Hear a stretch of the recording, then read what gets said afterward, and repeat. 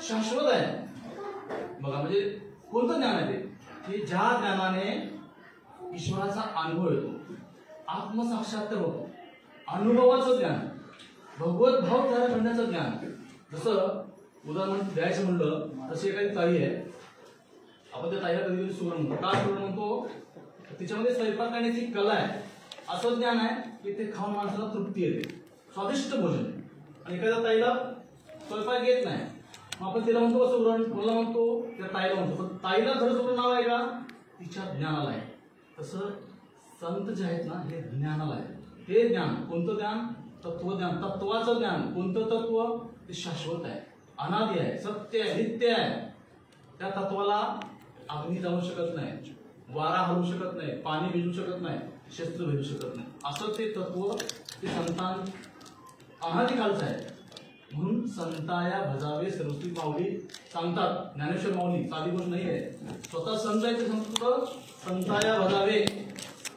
जगद्गुरु तुकाराम म्हणतात संत क्रिया करून दाखवती. काय क्रिया करून? म्हणजे आचरण करून दाखवतात. बघा तुकाराम स्वतः काय संत आहे. आमचे श्रीमंतला काय कृती करून घराघरात जाऊन ताई भाऊ हा असा असा विषय आहे, तुला देव पाहिजे ना, सुख पाहिजे ना, जगात सुख ओतप्रोत भरलंय, फक्त रीत कळत नाही, ज्ञान समजत नाही म्हणून आम्हाला ते कळत नाही. कृती करून दाखवायची. अनुभव, प्रत्यक्ष अनुभव. प्रत्येकामध्ये देव आहे, प्रत्येक जीवामध्ये देव आहे. देवाचा अनुभव आहे तर रीत समजून घ्या, ते ज्ञान. सर्वसामान्य माणसाला प्रश्न अजून पडतो, अजून काय संतांची लक्षणं आहेत, कसं भेटायचं संतांना? कारण संत भेट होणं भुवावड आहे. भुवावड आहे संत भेट. संतांचं दर्शन होणं भुवावड आहे संत भेट. बघा म्हणजे माणसाला समजतच नाही, म्हणजे संत भेट बहुत मुश्किल आहे. आपण खूप नशिबात आहे, आपल्याला संत सद्गुरू भेटले. आपण भाग्यवान आहोत. विश्वास का सगळेच महाराष्ट्रामध्ये ज्यांनी हे अनुभव होत घेतला सेवाभावाकडून. पण बाकी मला माहित नाही. संतांची लक्षणं काय आहेत? बघा ते अनादिकालचं तत्व, परम तत्व त्यांना माहीत असायला पाहिजे. बघा संतांची लक्षण काय? ते अनादिकालचं परम तत्व ते त्यांना माहीत असायला पाहिजे. त्याचा त्यांना अनुभव पाहिजे. अनुभव आल्यानंतर ते अनादिकाल तत्व दुसऱ्यामध्ये उतरता आलं पाहिजे. पोटातून, ओटातून नाही, पोटातून हृदयातला देव चित्तामध्ये आणण्याचं कार्य संतच करतात. ते लक्षण असलं पाहिजे. त्याला तिन्ही काळाचं ज्ञान असलं पाहिजे. बघा काल गती ओळखता आली पाहिजे. सर्व धर्म संभाव, कुठल्याही धर्माचे लोक असो, कुठल्याही जातीचा असो, संताला काय पाहिजे लक्षण? सर्व धर्म संभाव, कुठलाही भेद नाही, कुठलीही विषमता नाही, समान. नंतर प्रत्येकाला म्हणजे जो मोह सुटलाय, पैसा, संपत्ती, अडकार, प्रॉपर्टी, याचा मोह असता कामा नये. तर मोह असेल तर तो संत नाही समजायचं. पैशाचा, प्रॉपर्टीचा जर मोह असेल, बंगल्याचा, गाडी पडता, तो संत नाही. संतांची लक्षण. अजून महत्वाचं काय? तो डिग्री, उपाधी, लौकिकामध्ये अडकलेला नसावा. आजकालचे माणसं फसतात ना, डिग्री लौकिक उद्भूत होतात ना, लौकिक नोकरी, ते असता कामा नाही. अजून लक्षण काय सांगितले की आश्रम मठामध्ये तो अडकलेला नसावा, गट तटामध्ये, आश्रमामध्ये अडकलेला नसावा. असा महात्मा ज्यामध्ये लीनता आहे, नम्रता आहे, तो जगाचा उद्धार करू शकतो. नवीन नवीन त्यासाठी त्यांचा जन्म ते अवतारकारी आहे. अशी ही संत, अशा महात्म्याला संत म्हणलेलं आहे. त्याच्याकडे हे दिव्य ज्ञान, त्याला दिव्य पुरुष म्हणलेलं आहे. दिव्य पुरुष हे धर्मातील हे सगळं जे आहे ते त्यांना सगळं संतच म्हणलेलं आहे. तरी सुद्धा लोकांना क्षमता, संतांच्या शब्दातील ताकद समजत नाही. असा महात्मा या पृथ्वी तलावर अवताराला तुकाराम महाराजांतर फक्त सच्चिदानंद श्रीपाद बाबाच हेच फक्त जगाचा उद्धार करून हा प्रत्यक्ष अनुभव घराघरामध्ये आलाय. म्हणून बाबांचं भजन घेणं गरजेचं आहे. ओम श्रीपाद नमो नमः, श्रीपाद नमो नमः, जय जय श्रीपाद नमो नमः, सद्गुरु श्रीपाद नमो नमः. ओम श्रीपाद नमो नमः, श्रीपाद नमो नमः, जय जय श्रीपाद नमो नमः, सद्गुरु श्रीपाद नमो नमः.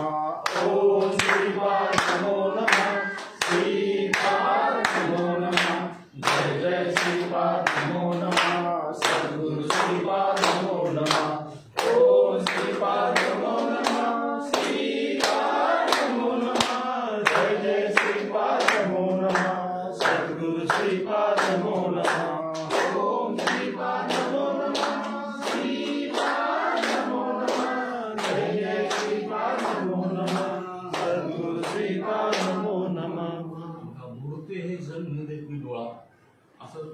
कार्य आहे. बाबा अवताराला जन्माला आलेले नाही. किती जीवाचा त्यांनी 10 ते 15 लाख जीवाचा उद्धार केलेला आहे बाबांनी. म्हणून संतांच्या शब्दामध्ये ताकद आहे. काय ताई भाऊ, संतांच्या शब्दामध्ये ताकद आहे. संतांचा शब्द सामर्थ्य सामर्थ्य बघा, म्हणजे काय परिवर्तन होऊ शकतं माणसाच्या जीवनामध्ये संतांच्या शब्दाने, संतांच्या दर्शनाने, संतांच्या वचनाने. काय माणसाच्या जीवनामध्ये काय काय काय परिवर्तन होऊ शकतं चांगला विचार केला तर बघा. म्हणून माणसाने कसं म्हणजे संतांना काय अपेक्षित आहे, संतांचा उद्देश काय आहे, संतांचा उद्देश समजून घेऊन त्याप्रमाणे जर त्यांच्या सांगण्याचं आचरण केलं, आचरण महत्वाचं आहे, आचरण केलं तर प्रत्येक मानवामध्ये भगवत भाव तयार होऊ शकतो. आणि भगवत भावात विलीन होण्यासाठी संतांचे विचार काळाची गरज आहे. कारण संतांच्या शब्दामध्ये ताकद आहे, सामर्थ्य आहे. बघा जगद्गुरु तुकाराम महाराज म्हणतात काय बघा, आम्हा घरी धन शब्दांचीच रत्ने. बघा शब्द काय आहे, शब्द म्हणजे शब्द हा धन आहे, शब्दांचीच रत्ने. आम्हा घरी धन शब्दांचीच रत्ने, शब्दाची अस्त्रे यज्ञ करू, शब्दाची आमच्या जीवाचे जीवन, शब्द वाटू धन जन लोका, तुका म्हणे आम्हा शब्दाची हा देव. बघा म्हणजे किती शब्दामध्ये ताकद आहे. म्हणजे शब्द साधा नाही, संतांचा शब्द आहे, सामर्थ्य आहे, परिवर्तन करायला लावणारा शब्द आहे. शब्द हा धन आहे. शब्दामध्ये रत्न म्हणले, रत्न म्हणजे प्रकाश म्हणतात, अंधाराकडे प्रकाशाकडे, अज्ञानाकडून ज्ञानाकडे. शस्त्र आमच्यासाठी शब्दशस्त्र आहेत. बघा आजकालचे महाराज बुलेट प्रूफ गाडीने फिरतात आणि खिशात काय बंदोबस्त आहे शस्त्र. आता हा महाराज कीर्तनकर आहे आणि ह्याला भीती कशाची आहे, मरणाची भीती आहे. शस्त्र ठेवतोय, बुलेट प्रूफ गाडीमध्ये आहे. आणि तुकाराम महाराज काय म्हणतात, आम्हा म्हणजे शस्त्रची शब्द शब्दामध्ये शस्त्र आहे. म्हणजे संतांच्या शब्दामध्ये काय काय परिवर्तन बघा. म्हणजे एखाद्या माणसाला जर परिवर्तन असेल, बदल करायचा असेल तर तिथं असं सुद्धा काम येतं शब्द. शब्दच आमच्या जीवाचे जीवन, शब्दच आम्ही धन म्हणून लोकांना वाटू. अजून काय म्हणतात, शब्दच आमचा देव आहे. बघा शब्दांच्या शब्दामध्ये सामर्थ्य आहे. शब्दचे आमचा गौरव आहे, शब्दाची पूजा, शब्दांची पूजा करू. म्हणून मानवामध्ये जर सकारात्मक परिवर्तन करून घ्यायचं तर संतांच्या शब्दामध्ये सामर्थ्य आहे. फक्त ते शब्द कानावर पडले पाहिजे. कुठे कानावर पडले, कानावर घुमले पाहिजेत तर परिवर्तन होणारच. एक दृष्टांत सांगतो बघा, खूप महत्वाचं आहे. सिद्धांत संघामध्ये प्रकरण 23 सिद्धांत संघ असा ग्रंथ आहे, 51 दृष्टांत आणि त्यातून ते सिद्धांत. त्या सिद्धांतामध्ये प्रत्येक असं वाक्य धरलंय की तुम्हाला संतांची भेट घालून देईल. बघा असेल तिने वाचा, नसेल तर ते सिद्धांत संघ घ्या, पण ते प्रकरण वाचा. प्रत्येक सिद्धांतामध्ये काहीतरी गुह्य दडले, परिवर्तन करणारं गुह्य आहे. काय प्रकरण, संत श्रवण आणि त्यांचा लाभ. संतांचे श्रवण करून लाभ कसा होतो, संत वाणीचे श्रवण आणि लाभ. बघा इथं एक 28 चोराचं उदाहरण दिले दृष्टांत म्हणून. म्हणजे चोराचे 2 प्रकार आहेत, 28 चोर आणि भुरटा चोर. जो चोरी करून सापडतो त्याला म्हणतो भुरटा चोर. भुरटा म्हणजे किरकोळ चोरी, 1000ची 2000ची 5000ची, कुणाचं कनिष्ठ चोर, कुणाचं धार्मिक चोर, कुठं भंगारी चोरी करत, त्याला म्हणायचं काय भुरट. भुरट म्हणजे जाणार मध्ये पुन्हा सुटणार, पुन्हा बाहेर येणार. भुरट म्हणजे सारखं ते भुरट म्हणायचं. म्हणजे 28 चोर आहे ना, चोरी करून कधीच सापडत नाही.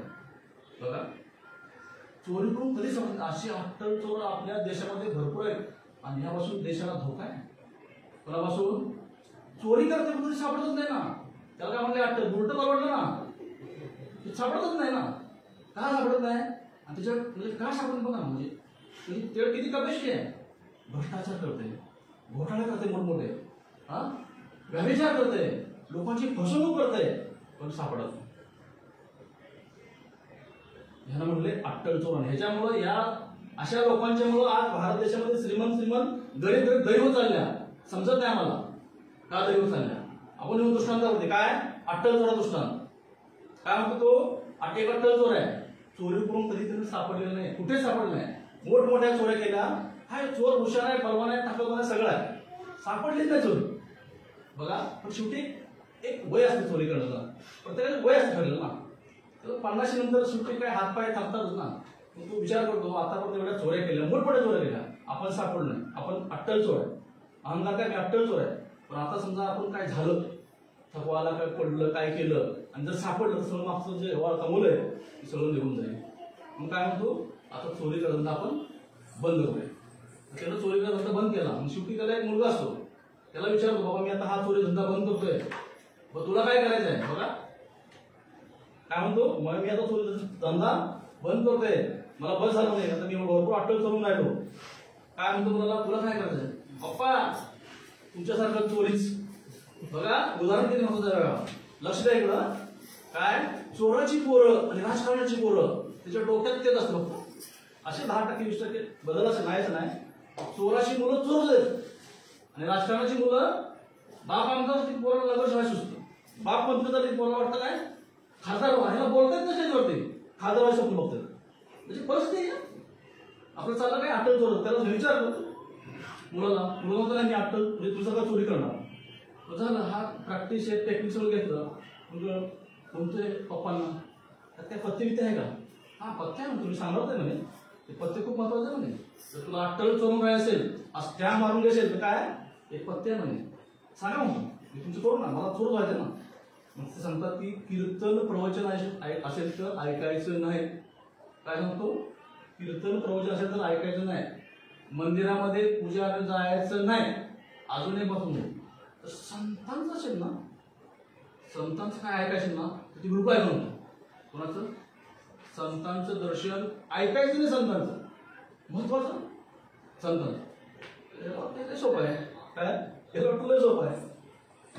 मोठमोठ्या सोऱ्या बापाच्या वरती चालले आणि असं करतो. असा एक प्लॅन करतो की असं ठरवतो आता आपण एवढा पप्पांनी चोरी केली नाही ते आपण करून दाखवतो. राजाच्या राजवाड्याने चोरी करतो प्लॅन करतो. बघा आता राजा म्हणजे किती यंत्रणा प्रोटेक्शन हे सगळं असतंय. जनतेचा राजा आहे, जनता जनाचा राजा आहे. प्लॅन करतो अगोदर 2 दिवस विचार करून राजा किती वाजता निघतो, राजाचं टायमिंग काय आहे, संध्याकाळी ऑफिसमधून घरी कधी जातो, सगळं बघून तो प्लॅन करतो. आणि राजाच्या आसनाचे बसलेलं असं असतं ना, हे 4 पाहिजे ठोकळे 4 सोने असतात, त्याचे चोरी करतो, बसलेली घेतो आणि काय मागून बसून झप चालला. नेमकं त्याच गावामध्ये काय तिथं संत महात्म्याच केलं. कीर्तन कोणाचं नाही, कीर्तन तर लय असतात, भामटे म्हणून कीर्तन कराय, पण संत महात्म्याच कीर्तन, संतांचं कीर्तन चालू. आणि आला आता काय करायचं, पत्ती आहे ती शेवटी पत्ती पाळलं पाहिजे ना, नंतर आपण आपल्याला तो राहणार नाही. लगेच काय करतो, घाटोड घेतलेलं 4 ठोकळे असं बांधतोय करून घेणं आणि दोन्ही बोटा 2 कान टाकतो असं कानात आणि चालला नेमकं त्याला काटा म्हणतो. काय म्हणतो, त्या काटा मोडल्यानंतर किती जर अट्टल चोर असेल किंवा किती फौजी असेल तर पुढे जाताच येत नाही. काट्याची फंजन गावाची माहिती नाही कसा काटा मोड. आणि मग त्याच्या डोक्यात आता काय करायचं, आता ते पत्ते पण आहे, हे जर काटा नाही काढला पुढे जाऊ शकत नाही, परत मागे कोणी आलं तर आपलं चोरीचा माल सापडेल, दोन्ही बाजूला त्याला संकट. शेवटी काय विचार करतो, हे पत्ते जर छोटे वाटतो, काय पत्ते छोटा आहे ती मागे पण आलं तर सगळा माल निघून जाईल. विचार करतो कानातली बोटं पण 5 मिनिटं लागेल, 5 मिनिटात सगळं कानातली बोटं ते सोडतो, काटा काढतो, तेवढ्यात तेवढं महात्म्य शब्द आहे. काय प्रत्येक वस्तूची प्राण्याची सावली पडत नाही आणि देव सावली पडते आणि देव स्वयंभू आहे, देवाचा प्रकाशमान होतो, त्यामुळे देवाची सावली पडत नाही. काय सांगितलं ना, देवाची सावली पडत नाही, देव स्वयंभू आहे आणि प्रत्येक वस्तूची माणसाची किंवा जीवाची सावली पडते. त्याचा ते काटा काढला, ते शब्द ऐकले, आत घुसले, त्यांनी लगेच बोट टाकलं, पण त्या डोक्यात चक्र ठरवले. काय देव स्वयंभू आहे, देवाची सावली पडत नाही. बघा चालला पुढे फटाफट समजलं, पण ते शब्द काय कशाचा परिणाम, हा संतांच्या शब्दातून ताकद आहे. काय कशाचा परिणाम आहे, घुमायला लागलं ते आतमध्ये, तसाच गेला, झोपत लागला, ते सामान टाकलं, चोरी केली, सगळं झालं. संतांच्या शब्दात ताकद, परिवर्तन. म्हणजे संतांच्या शब्दात काय परिवर्तन होऊ शकतं, त्याला ते सुरू झालं, चक्र फिरली त्याची. शेवटी चोर आहे ना, त्या डोक्यात येत नाही लगेच. दुसऱ्या दिवशी राजा गेला तर राजवाड्यात बोंब, राजाची आसनाची पाय चोरी केले, सगळी दौंडी फुटली, सगळं सिक्युरिटी पळवले, पण काय सापडणार. शेवटी त्याने असं सांगितलं की जो चोर आणि चोरी जो सापडून देईल त्याला मोठं इनाम बक्षीस 2 बक्षीस जाहीर करतो राजे सैनिक असतात ना, कोण कुठून कसं नसतो, त्यात एक बाई होती गुप्तेमध्ये. काय ती म्हणते मी चोरी पकडून देते. झालं. मग तिनं काय केलं, त्या म्हणजे राजाच्या पूर्ण राजभरामध्ये प्रत्येक गावातून देवडी कुठली काय दिवसा काय कुठली देवडी, आज रात्री दिवा कुणीही लावायचा नाही. तरी दिवा असेल ना, चिमणी दिवा, आज रात्री कुणीही दिवा लावायचा नाही. आणि मग सगळ्या लोकांनी ऐकलं. आता चोर कधी झोपते, दिवसा झोपते, रात्री चोऱ्या करते, त्याला काही कळत नाही ना, दिवसा हा झोपलेला ह्याला माहितीच नाही. ती बाई देवी सोडून घेऊन जाते, त्या गावात जाते, सगळे चेक करतात ह्याच्या घरात दिवा मी म्हणते. तिला डावडत, बाईला काय डावडत, बाई मस्त घोड्यावरती देवी सोडून घेतले आणि वाजवते. कोण आहे तू, चोर आहे, कोण आहेस तू? म्हणती मी या गावची गावदेवी आहे, आपल्या गावच्या लोकांना भक्ताला कुठं भूत काय लागू नये, आसुरी वृत्तीचा काय दोष होऊ नये म्हणून मी संरक्षण करते. आसुरी वृत्तीचं काही दोष लागू नये, भूत लागू नये, त्यासाठी मी गावाकडे आज मी तुझ्याकडे आले, मी आज मी तुझ्यावरती प्रसन्न आहे. तर चोर जरी असलं तरी देव म्हणलं की हजर जाईल ना, लगेच तू कडे वळतो, तिला बोलवतो, आतमध्ये नेतो. आणि तू काय करतो नाही, चोर आहे म्हणजे चोरी करतो नाही, आत्ताच काय चोरी केली म्हणजे त्याला हिचं काम होतं तथा असं म्हणते, लागते नाही काय दिवा ठेवला असतो तिथून ते जाताना सावली पडते. ते लोक ती शब्द भेटतात कोणाचे, संतांच्या शब्दामध्ये ताकद भेटले ते काय, देवाची सावली पडत नाही, सावली पडली लगेच काम ए कोण आहे सांग, तिला कळत आता म्हणजे मग तिथे लगेच उघड पडतो ना पितळ, म्हणते मी असे बघा बघा. म्हणजे दृष्टांत असा येतं की त्याला आता कळलं मी आता अट्टल चोर राहिलेला नाही, जरी राजे मला पकडलेले नाही चोरी पण मी अट्टल चोर राहिलेले नाही. संतांच्या शब्दामध्ये परिवर्तन झालं. काय परिवर्तन झालं, दुसऱ्या तो गेला, कोण मात नाही की तुमच्याकडून मला नाम पाहिजे. परिवर्तन संतांच्या शब्दाची ताकद. दृष्टांत संपला इथं बघा. असं तर प्रत्येक मानवाला, राजकीय असो, आमच्यासारखे सरकारी अधिकारी कर्मचारी असो, त्यांच्या लोकांना जरी संतवाणी सवय झालं काय लाभ होईल.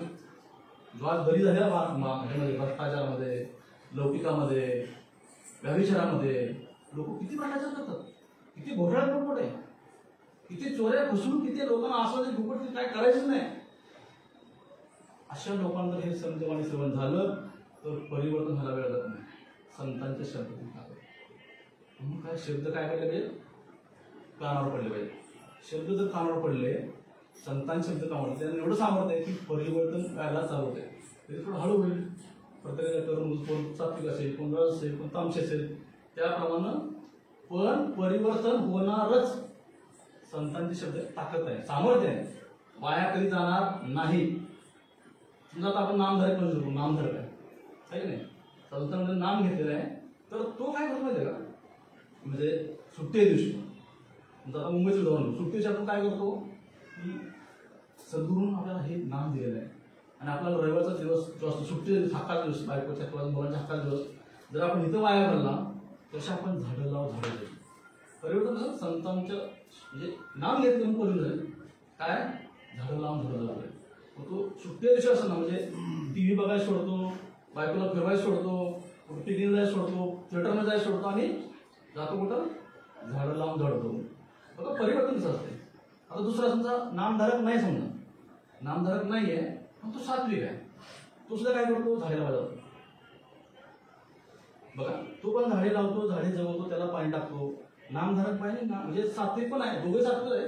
तिथं परिवर्तन काय झाले की सद्गुरूंनी बोध केलेला आहे की झाडाला पाणी घातलं पाहिजे, झाडं जगवलं पाहिजे. तिथं बोध काही नाही आहे पण त्याला वाटतंय असं, पण त्याचं मनापासून वाटतंय. जेव्हा तुम्ही अशा मनापासून वाटते ना ती झाडं जगली पाहिजेत, तेव्हा ती झाडं तुम्हाला आशीर्वाद देतात. कारण झाडामध्ये पण आत्मा, झाडामध्ये पण देव आहे. जसं आपल्यामध्ये जसं त्याच्यामध्ये आहे, जसं आपल्याला पाणी पिल्यानंतर संत म्हणजे समाधान वाटतं, तसं झाड पण समाधान येतं, ते झाड आपल्याला आशीर्वाद देतं. तसं मुख्य प्राणी आहे, आपल्या घरात कुत्रा असेल, मांजर असेल, गाय बैल, जे पाळीव प्राणी आहेत, घोडा असेल, अशा प्राण्यांना, मुख्य प्राण्यांना जर आपण त्याला पोट भरून जीव घातलं, खाऊ घातलं, पाणी पाजलं, तर ते पण ते कार्य कसं असेल, मनात पाहिजे, अंतर्गत दाखवायसाठी करायचं नाही. अंतर्गत कार्य असेल ना तर ते आशीर्वाद देतात. कोणता आशीर्वाद देतात, त्याचा परिणाम काय होतो की संतांची भेट होतो. काय होतं, साधू संतांची भेट होते. अशी कार्य जे आहेत, जनावरांना पाणी असेल, जनावरांना म्हणजे वैरण काढी घाल असेल, ही अशी कार्य आपल्यातून झाली पाहिजे. आता हे कार्य पुण्यातलं झालं. कार्य कसं पुण्यातलं झालं. घरांना पाणी घालणं, जनावरांची सेवा करणं हे पुण्यातलं कार्य आहे. पण हे पुण्य ठरवण्यासाठी संतांकडे जावं लागेल. संतांकडून ते अनुभव करून घ्यावं लागेल. तरच परिवर्तन आहे. तरच काय परिवर्तन आहे. बघा म्हणजे कसं आहे, म्हणजे संत चरण लागलं तसंच वासनेचे बीज चढलं. संतांची चरणी आपण लागलो ना, हे सगळं बीज सगळं नष्ट व्हायला लागतं. म्हणजे असं आहे बघा, म्हणजे परिवर्तन व्हायला पाहिजे. बाबांनी एक दृष्टांत सांगितलं. काय असाच एक माणूस असतोय, एका महात्म्याला जातो. काय म्हणतो की मला ब्रह्मदान झालं पाहिजे. काय म्हणतो, मला ब्रह्मदान झालं पाहिजे. ते महात्मा अरे ब्रह्मदान म्हणून सोपं नाही, म्हणून सोपं नाही लगेच. नाही मला ब्रह्मदान पाहिजे. अरे तुझ्याकडून बाबा लय सेवा झाली, काय लय सेवा घडली पाहिजे. तेव्हा हे पुढचं का पाहिजे म्हणे. नाही मला करायचं ब्रह्मदान पाहिजे. आता सेवा अजून घडलेली नाही, मी करतो म्हणे. करतो म्हणजे काय, महात्म्याने काय सांगितलं, एक काम कर, तुला सेवाच करायचं ना. पण सेवा काय तनू म्हणून जीवे. मी अंतर सोडून तुझं सेवा केली तर तुझ्यात परिवर्तन होईल. मग काय म्हणतो, हे माझ्याकडे म्हणजे गाय घेऊन जा आणि एक गायच्या 1000 गायी कर. काय म्हणतो, एक गायीच्या 1000 गायी कर. आता एक गायच्या 1000 गायी करणं आणि तनू म्हणून जीवे करणं, कुठला अहंकार नाही, सेवा भाव पाहिजे. म्हणजे अंतरांगात सेवा पाहिजे. आता ती 1000 गायी करणं तसं आवड गोष्ट आहे. एक गाय तिथं ती परत ते 9 महिने म्हणजे ते फळणं, परत ते येणं, परत वासरं होतोय, त्याला कोण होतोय, वासरू झालं तर तिची गाय होईल. असं करत म्हणजे जेव्हा हा सेवाभाव वाटतो आपल्याला अंतरंगातनं, मी पण सोडून जनावरांची सेवा करायचं, त्याला अन्न खाणं, पाणी, त्याला आंघोळ घालणं, स्वच्छता करणं, सगळं जेव्हा मनापासून करतो ना, तर संतांशी ताकद परिवर्तन होणारच. ब्रह्मज्ञान होऊ शकतं. तसं बाबाचं तुम्ही असे 1000 झाड लावा. किती एकाने 1000 झाड लावा, झाड तुम्हाला ब्रह्मज्ञान देऊ शकतं. पण सोपं नाही. आज एक झाड लावायला किती त्रास आहे. 1000 झाड लावायचे. ते जर मनापासून केलं, तनुमन जे कुठलाही अहंकार, वासना, फळाची अपेक्षा न करता, तर ते सुद्धा होऊ शकतं. बघा म्हणजे कसं परिवर्तन होते. बघा आता बाबा, आपले बाबा राजा बाबा लहान असताना म्हणजे मराठी शाळेमध्ये असतील, परत हायस्कूलला असतील, त्याच्या घरातून जनावर होते. म्हशी, गडकं, शेळ्या, हे सगळं बाबा काय करायचे. शाळेत जायचं म्हणजे 11 शाळा होती ना, तर जाऊन त्यांना चारा मळ्यामध्ये नेऊन वैरण घालून त्याचं पाणी घेऊन पाजून शाळा परत आल्यानंतर हे असं म्हणजे त्यामुळे काय झालं की त्यांच्या मनामध्ये प्रेम झालं. झाडांच्या बद्दल, प्राण्यांच्या बद्दल प्रेम झालं. आणि त्याचा परिणाम काय झाला की त्यांना 3 सप्टेंबर 1987 साली अशा महात्म्याची भेट झाली. अशा महात्म्याची भेट झाली. परिवर्तन इतकं परिवर्तन झालं की तुम्ही आम्ही बघताय आज हे ग्रंथ आहेत, सत्संग माध्यम, हे सगळ्या गोष्टी. आणि हे करत असताना बाबांच्या एक लक्षात आलं की परमार्थामध्ये सत्संगाबरोबर हे निसर्ग संवर्धनाचं कार्य जोडलं गेलं पाहिजे. निसर्ग संवर्धन जोडलं पाहिजे. बाबा कोणाला सांगत बसले नाहीत. बाबा राहायला बदलापूरच्या बाजूलाच एक तलाव आहे. इतका तलाव, तो घाण पाणी सगळं बाहेरच्या लोक सगळं टाकणार, गणपती विसर्जन करणार, फोटो, ते फुलं, प्लास्टिकच्या पिशव्या, काय बाटल्या, सगळ्या नाना प्रकारची घाण त्या ठिकाणी. बाबा कोणाला बोलले, स्वतः गेले, ती घाण साफ केली. तिथं पिंपळ, वड, लिंब, चिंच ही झाडं कुठून घेतली, कुठं उगून आलेली, नाल्याच्या कडांनी, कुठं बंगल्याच्या कडांनी, कुठं बदलापूरमध्ये ती काढून तिथं ती जागा साफ करून एक झाड लावून.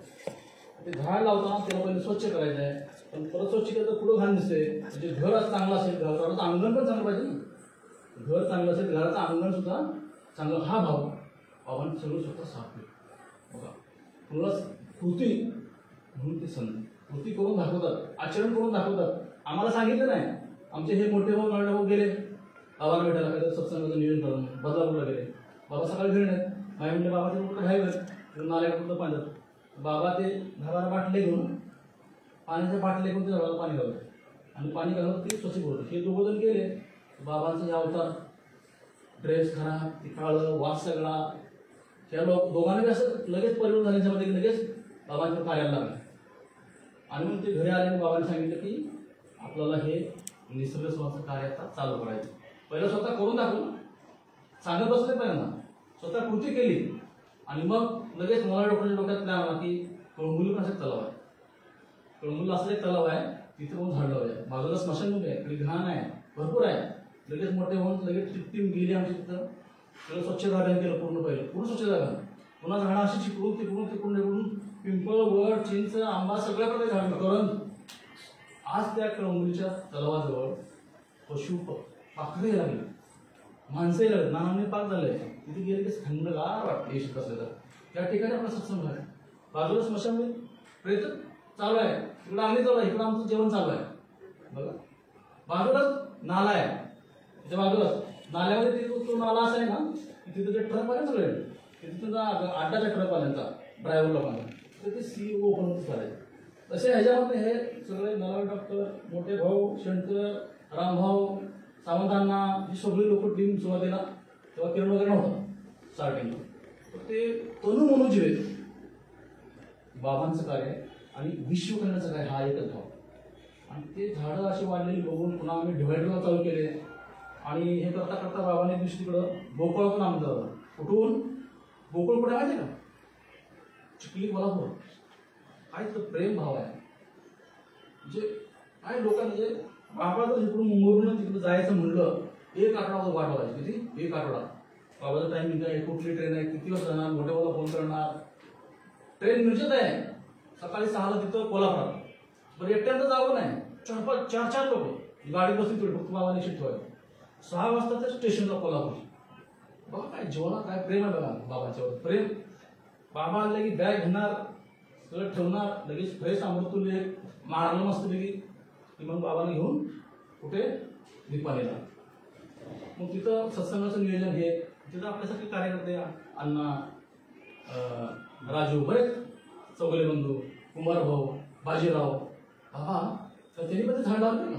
हा इकडे संदेश गेला ना, झाडे लावा झाडे जगवा. कुठं बोर्ड लावलेलं ना, बाबाने काय दिला संदेश दिला की झाडे लावा झाडं. म्हणजे प्रत्येक गावामध्ये झाडं लावायचं चालू झालं. बाबा गेले तिथं चिखलीला, गोकुळामध्ये गेले. लोकांनी म्हणलं की काय आम्ही असे झाडं म्हणजे जागाच नाही. कुठं लावली लोकांनी झाडं? सुरुवातीला घरात, अंगणात किंवा आपल्या बांधावर.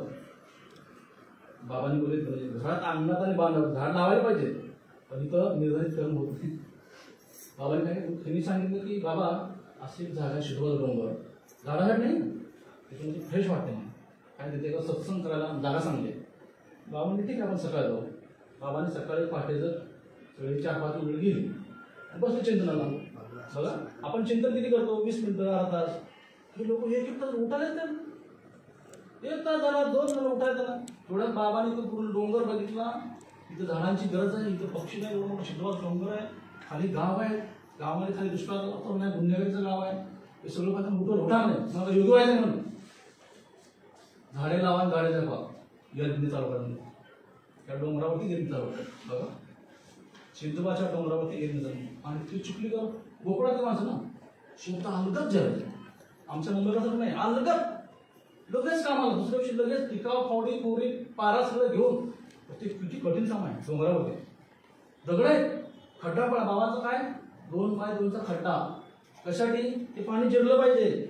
पाणी जिरलं त्या खंडाला मिळेल, त्या खंडाला मिळेल आणि त्या गावाला त्याचा विहिरीला तलावाला फायदा मिळेल. बघा विचार आहे. बघा संतांची विचार, संतांची ताकद आहे. आणि तो परिवर्तन होतच. आणि मग ह्यांना कळलं की एवढा त्रास आहे, खड्डा काढायला त्रास आहे. पुन्हा खड्ड्याच्या वर पुन्हा थोडंसं छोटी 4 मारायची. काय? पाणी जिरलं पाहिजे. असं करतं 300, 400, 5 झाड लावून. बघा चिखलीकरांनी. आणि झाडं अशी मस्त आली. पुन्हा खालची जनावरे लागली वर. आता काय करायचं? खाली गाव आहेत ना, गावची जनावरं आहेत, खायला लागली. लगेच बाबांना फोन, झाडं चांगले आहेत पण ते जनावर आहेत. बाबा म्हणले तुम्हाला श्रीबाबाने गाड दिले म्हणे. काय गाड दिले? तसं तुम्ही पण त्या झाडाला गाड व्हा. तुमचं कसं गाड शेप आहे म्हणे, बाबांनी केले ना म्हणे, तसं तुम्ही पण हे झाडाला शेप करा. बजेटचं काय सांगू नका म्हणे, तुमच्यावर मी शेतकरी माणसं आहे. तिथल्या कांब्या काढल्या, साड्या जुन्या ठेवलेल्या महिलांच्या. बरेच वर्ष काढत नाहीत ना, सण आलतच काढायचे. काढा म्हणतो जुन्या साड्या. त्या जुन्या साड्या आल्या, वेळूच्या पाण्याची ती सगळी फांद्या आल्या आणि ती एक वाजता ते मस्त पैकी बांधतो कलरफुल 300-400 म्हणजे झटक्यात काम. मग झालं मग ते पुन्हा काय झालं, ते खालनं पाणी वरती आणायचं. कुठून? खाली गाव आहे ना, बुधनमुखचे गाव आहे ना, ते गुन्हेगारीपूरचं गाव, तिथं आणायला कार आहे, दादागिरीची भाषा, अमृतुंगची भाषा, अशा गावामध्ये तिथून पाणी आपल्याला वर आहे का. चिखली अंतर लांब आहे, निपाणी अंतर लांब आहे, निपाणीचं 5 किलोमीटर, चिखलीमुळे 10-12 किलोमीटर अंतर आहे. चिखलीचं डोंगर पायथ्यापासून वरती 2-4 किलोमीटर, 2-3 किलोमीटर आहे. तेवढं वरती पाणी आहे 3-3.5 झाडाला, आणि ते कॅननं बाईकनं ह्यांच्या चक्रावरती पेट्रोलवरती मागलं आहे. कोण? आपले कार्यक्रम बाजीराव वगैरे. तिच्या डोक्यात मग बाजीराव वगैरे प्रकाश पडला, आणि ह्यात त्याचा बदल करायला पाहिजे. बाबांना सांगितलं काय, बाबा की आपलं पेट्रोलचा विचार केला, पैशाचा विचार केला तर पेट्रोल जास्त जात आहे आणि वेळ पण जास्त आला म्हणे, आणि पुढचे झाडं लावायचे त्याचं काम थांबलं म्हणे, तर आम्ही जरा भाड्याने टँकर देतो. काय भाड्याने? बाबा ठीक आहे ठीक आहे, पण समजायचं की आम्हाला नाही म्हणलं असतं. ठीक म्हणजे काय नाही, लगेच फोन मोठे भाऊला, ते चिखलीवर असं बाजूला फोन होता, आणि आपल्याला टँकरचं प्रोजेक्ट करावं लागेल. मग बाबा म्हणले बाजूला विचारा म्हणजे किती बजेट आहे. बाजूला लगेच सांगितलं 5,000. जांगडे भाऊ काय फंडात शिल्लक आहे बाबा थोडेफार. नाही मी काढतो सगळे लगेच नलावडे, शंकर, दोरगोडे, सावंतांना सगळे तयार वड्यावरच पैसे द्यायला म्हणले. काढले पैसे, लगेच ट्रान्सफर 5,000, लगेच टँकर घेतला आणि झाडाला पाणी सुधारलं. बाबांनी सांगितलं की ते आपल्या झाडाला पाणी द्या, ज्या लोकांना गरज आहे टँकरची, कोणाचं लग्नाचं कार्य असेल, कोणाचं साठवड्याचं कार्य असेल, कोणाचं कोणतंही कार्य त्याला नाही म्हणणार. आणि त्या गावातली लोकही खुश. काय अगोदर पाणी देत आहे नाही, कारण झाडं आलं तर जनावर खायला नाही, तिथं शेड्या मंडळाचा त्रास जास्त होता. मग त्यांना पट्टी पडला, हे अण्णा कॅप्टन अण्णांनी हे पाहिजे राव, बाबा झाडं वाढले, ही झाडं तुमचीच आहेत, त्याची फळं येतील ते तुम्हीच खावा. काय झाडांच्या फांद्यानं तुमच्या जनावरांना घ्या, पण सध्या झाडाला वाचवायला सगळ्यांना चालणार आपलं कर्तव्य आहे. आणि आमच्या बाबांनी सांगितले काय, ही जर झाडं वाढली तर तुम्हालाच फायदा आहे, आणि ह्या खड्ड्यामुळं काय की तुमच्या गावामध्ये झाडांना, विहिरींना, म्हणजे सगळ्याला फरक पडणार आहे म्हणे. असं पटल्यानंतर एका माणसाला पटलं ते. मग ते त्यात हे टँकर पण आला, त्या ज्या विहिरीत पाण्याचं ते टँकर त्यालाही मदत झाली. महिने झाडं वाढवली. काय 350, 500, 700, 800, 1000 पटापट वाढत गेले की. नंतर मग बाबाने एक कार्यक्रम ठेवला, कुठं? सिद्धबाजी डोंगरावर. सगळी मुंबईची मंडळी सिद्धबाला बघा. आणि मग तिथं ते बघितलं काय, आणि तिने दुसरा लगेच प्लॅन, दुसऱ्या बाजूला एक डोंगर आहे, म्हणजे त्याच्या बाजूला 1000 झाडं इकडं झाली, त्याच्या बाजूला जर पुढं त्याच अपोजिट साईडला तो डोंगर इतका आवड आहे, डोंगर इतका आवड आहे की आपल्याला सहज जायचं म्हणलं, सहज तसं भीती वाटते पडते काय, असं प्रतापकडे भीती वाटते नाही, वरून खाली पडते काय, असं तो डोंगर आहे. म्हणजे सर्वसामान्य माणसाला आम्ही किरण बघितला, आमचा आतूर बघितला, धडपडायचा आपण, म्हणजे भीती वाटायची, म्हणजे इतकं ते कठीण महिला घाबरायच्या. अशा ठिकाणी तिथं तर ह्या डोंगरापेक्षा तो डोंगर अजून कडक होता, पार बसत नव्हती, टिकाव बसत नव्हतं, पण माणसाने तनु म्हणून जीवे विश्वात्मिक कार्य आहे, बाबांचं कार्य आहे, विश्वकर्माचं कार्य आहे, हा एक भाव. अशी एवढी तिथं खड्डे काढले. आता खड्डे काढले, आता माती, कारण ते ट्रॅक्टर जो यायला खालून ना, तिथून ते 1 किलोमीटर अंतर फोडले. लगेच तिकडून बाबाचं काय करतं, ते माती न्यायचं आहे, सगळे बाळगोपाळ, सगळे महिला पोरं सगळी तिथं आली. काय ते गोण्यात माती किती पुढे घेऊन जायचं ना, खड्डे झाले बघा. म्हणजे थोडंसं अर्धा किलोमीटर गेलं पुढं, तिथे कसा मध्ये कसा मोठा खड्डा होता, तिथं मातीच माती. काय करेल तो मोहे महाराज. लोकांना प्रश्न काय, माती आणली वाहून कशी नाही तिकडं, तिथं काय करेल ती आणली तांबडी माती वरच्या डोंगरावरती, काय भगवंताचं प्रोजेक्ट माहिती नाही. ती माती तिकडच्या झाडाला वापरली, ही तुझी आणलेली तिकडं पण जुन्या झाडाला वापरली, त्यांना वापरली. मग असं त्यांचं ते कार्य जोरात, म्हणजे तरुण म्हणून जीवे महात्म्याचं कार्य म्हणून, आणि बाबांना विचारून चर्चा करून असं ते कार्य असं. तर जवळपास 3,500 ते 4,000 5,000 डुलायला लागले, पक्षी बसायला लागले, माणसांना सावली झालेली आहे, सिद्धोबाच्या डोंगर फ्रेश वाटते, अंतर्गण भरून येते बघा. आणि ही आमची मंडळी तिकडं गेलेली, मुंबईची मंडळी, कुठं ते कार्यक्रमाला गेलो आम्ही, ते बघितलं की ह्यांच्या डोक्यात फिट काय, आपण पण आता झाड लावायचं. कारण आपली झाडं कशी कळंबोली डिवायडर, कुठलं वाशी, नवी मुंबई, खारघर, कळंबोली, त्यांचा म्हणजे थोडा जे आमचा ती झाडं डिवायडरचे काय सरकारी कर्मचारी कापून टाकायचे. त्या वाशीच्या डिवायडरला जवळ 70-80 पिंपळं झाड होते, चांगली 2-3 फुटा झाडं वाढली, ती काढून टाकली, सगळ्यांना दुःख झालं. मग आता काय, आपण झाड लावायचं. लगेच हे मोठे भाऊ नलवडे, अण्णा, शेणकर डोंगराच्या इकडं तिकडं शोध. मला विचारलं कुठं काय तुम्ही खारघर माहिती आहे. मी बेलापूरचा तो खारघरचा मधला पट्टा पाजवला म्हणतो जरा सोपं आहे आपल्याला. काय आपण मुंबईचे ना आळशी, सोपं काम बघाय ना डोंगराचं. तर त्याला खात्याला आली प्रटिका कोरं फावडं सगळ्यात सोपं काम. तिथं गेलो ते बोलले मला नाही इथं ही जागा तुम्हाला देणार नाही. ते तुम्हाला ते पांडवकडेच्या बाजूला जे डोंगर आहे ना एक साईडला तुम्ही घ्या झालं. मग तिथं गेलो सगळे बघितलं जागा चांगली. लगेच प्रश्न तर पाण्याचा काय आणि प्लॅनिंग काय यायचं आपल्या लोकांचं की कमीत कमी 2000 लागले. मोठ्या 2000 लागलीच गेली पाहिजे. असे रोप सगळे तयार. म्हणजे एपीएमसी मार्केटमधून कुठे गटार आलं भूत बांगला ते मोहाल बंद पडलेले सगळं ते जाऊन स्क्रूड्रायव्हर टाकून सगळी रोपं काढली. पिंपळाची वडाची सगळी चिंचेची जांभळीची आणि इथं करंट प्रति बिया भिजून 1000-1500 झाडे तयार. म्हणजे 2000 झाडाची लेवल झालीच होती इथं वाशिम. म्हणजे सगळ्या लोकांचं बघा म्हणजे सगळी लोक एका रविवारी यायची.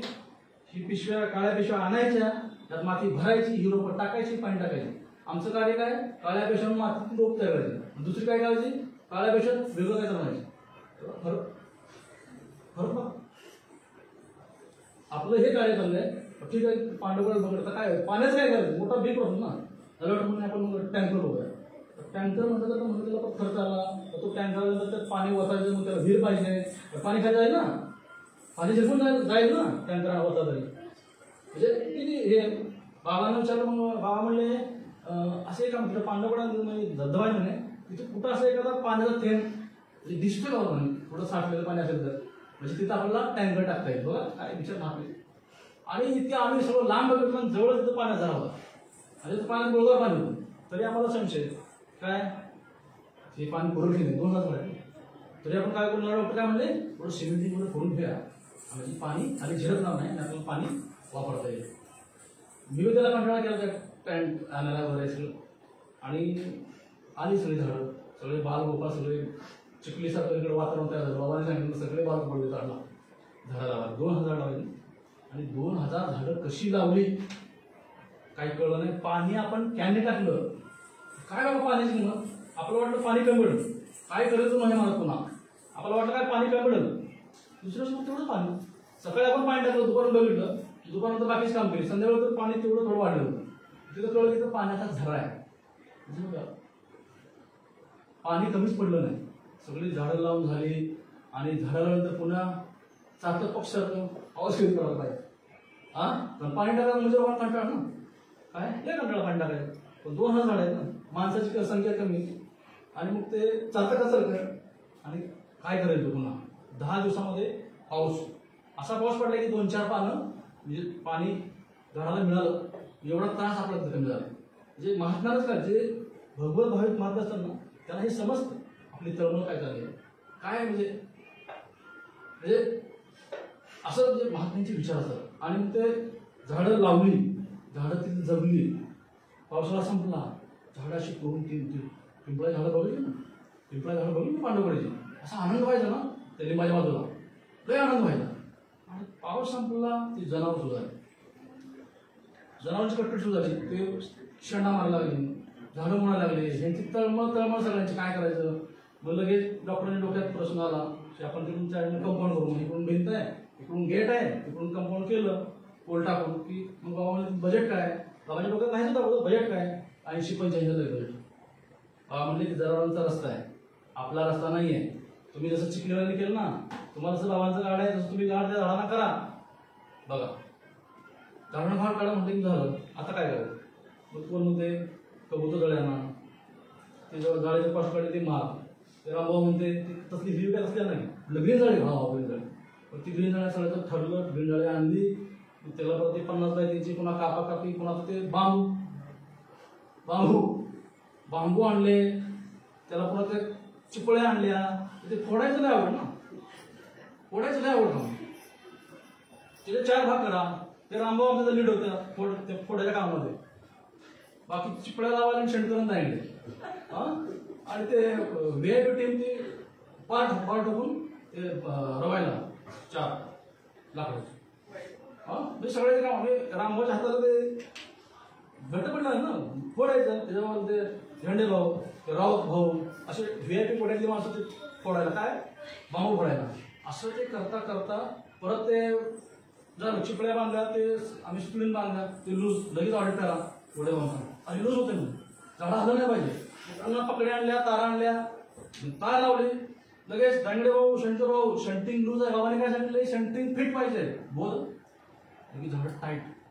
म्हणजे असं करून त्या पांडवकडवरती 2000ची 10,000 झाडं, नव्याने 12,000 झाडं कधी झाली. त्या ठिकाणी जे तप झालं, ज्ञान झालं, सत्संग झाला, अन्नदान झालं, श्रमदान झालं, कष्टदान झालं, सगळ्या प्रकारचं दान त्या पांडवावरती महात्म्याने कसं करून घेतलं काही कळलं नाही. संतांच्या शब्दातील परिवर्तन सामर्थ्य. नाहीतर आपण मुंबईची माणसं नसतं करू शकतो. म्हणून संतांच्या शब्दामध्ये सामर्थ्य आहे. ब्रेक घेऊ आपण 5 मिनिटात.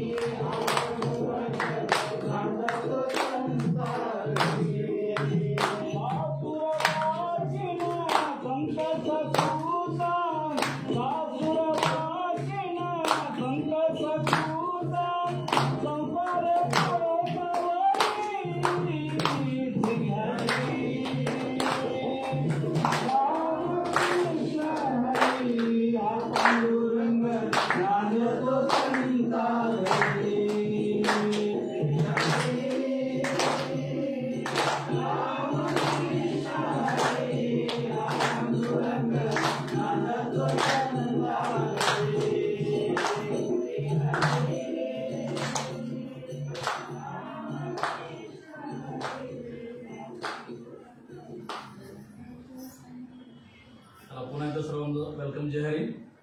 आपला विषय चालू होता वृक्ष संवर्धन सोहळा. वृक्ष संवर्धनाचे फायदे कसे आहेत, म्हणजे कसं काम येतं, म्हणजे महात्म्याची कृपा असेल, महात्म्याचा आशीर्वाद असेल तर आपण मुंबईकरांना सुद्धा वृक्ष संवर्धन कार्यामध्ये तनु मनू जिवे करून आज जे पांडवकडे सौंदर्य दिसतंय, झाडं वाढलेले आहेत, तिथं पशु पक्षी, म्हणजे किती लोकांना तिथं आणून घेतात, किती लोकांना.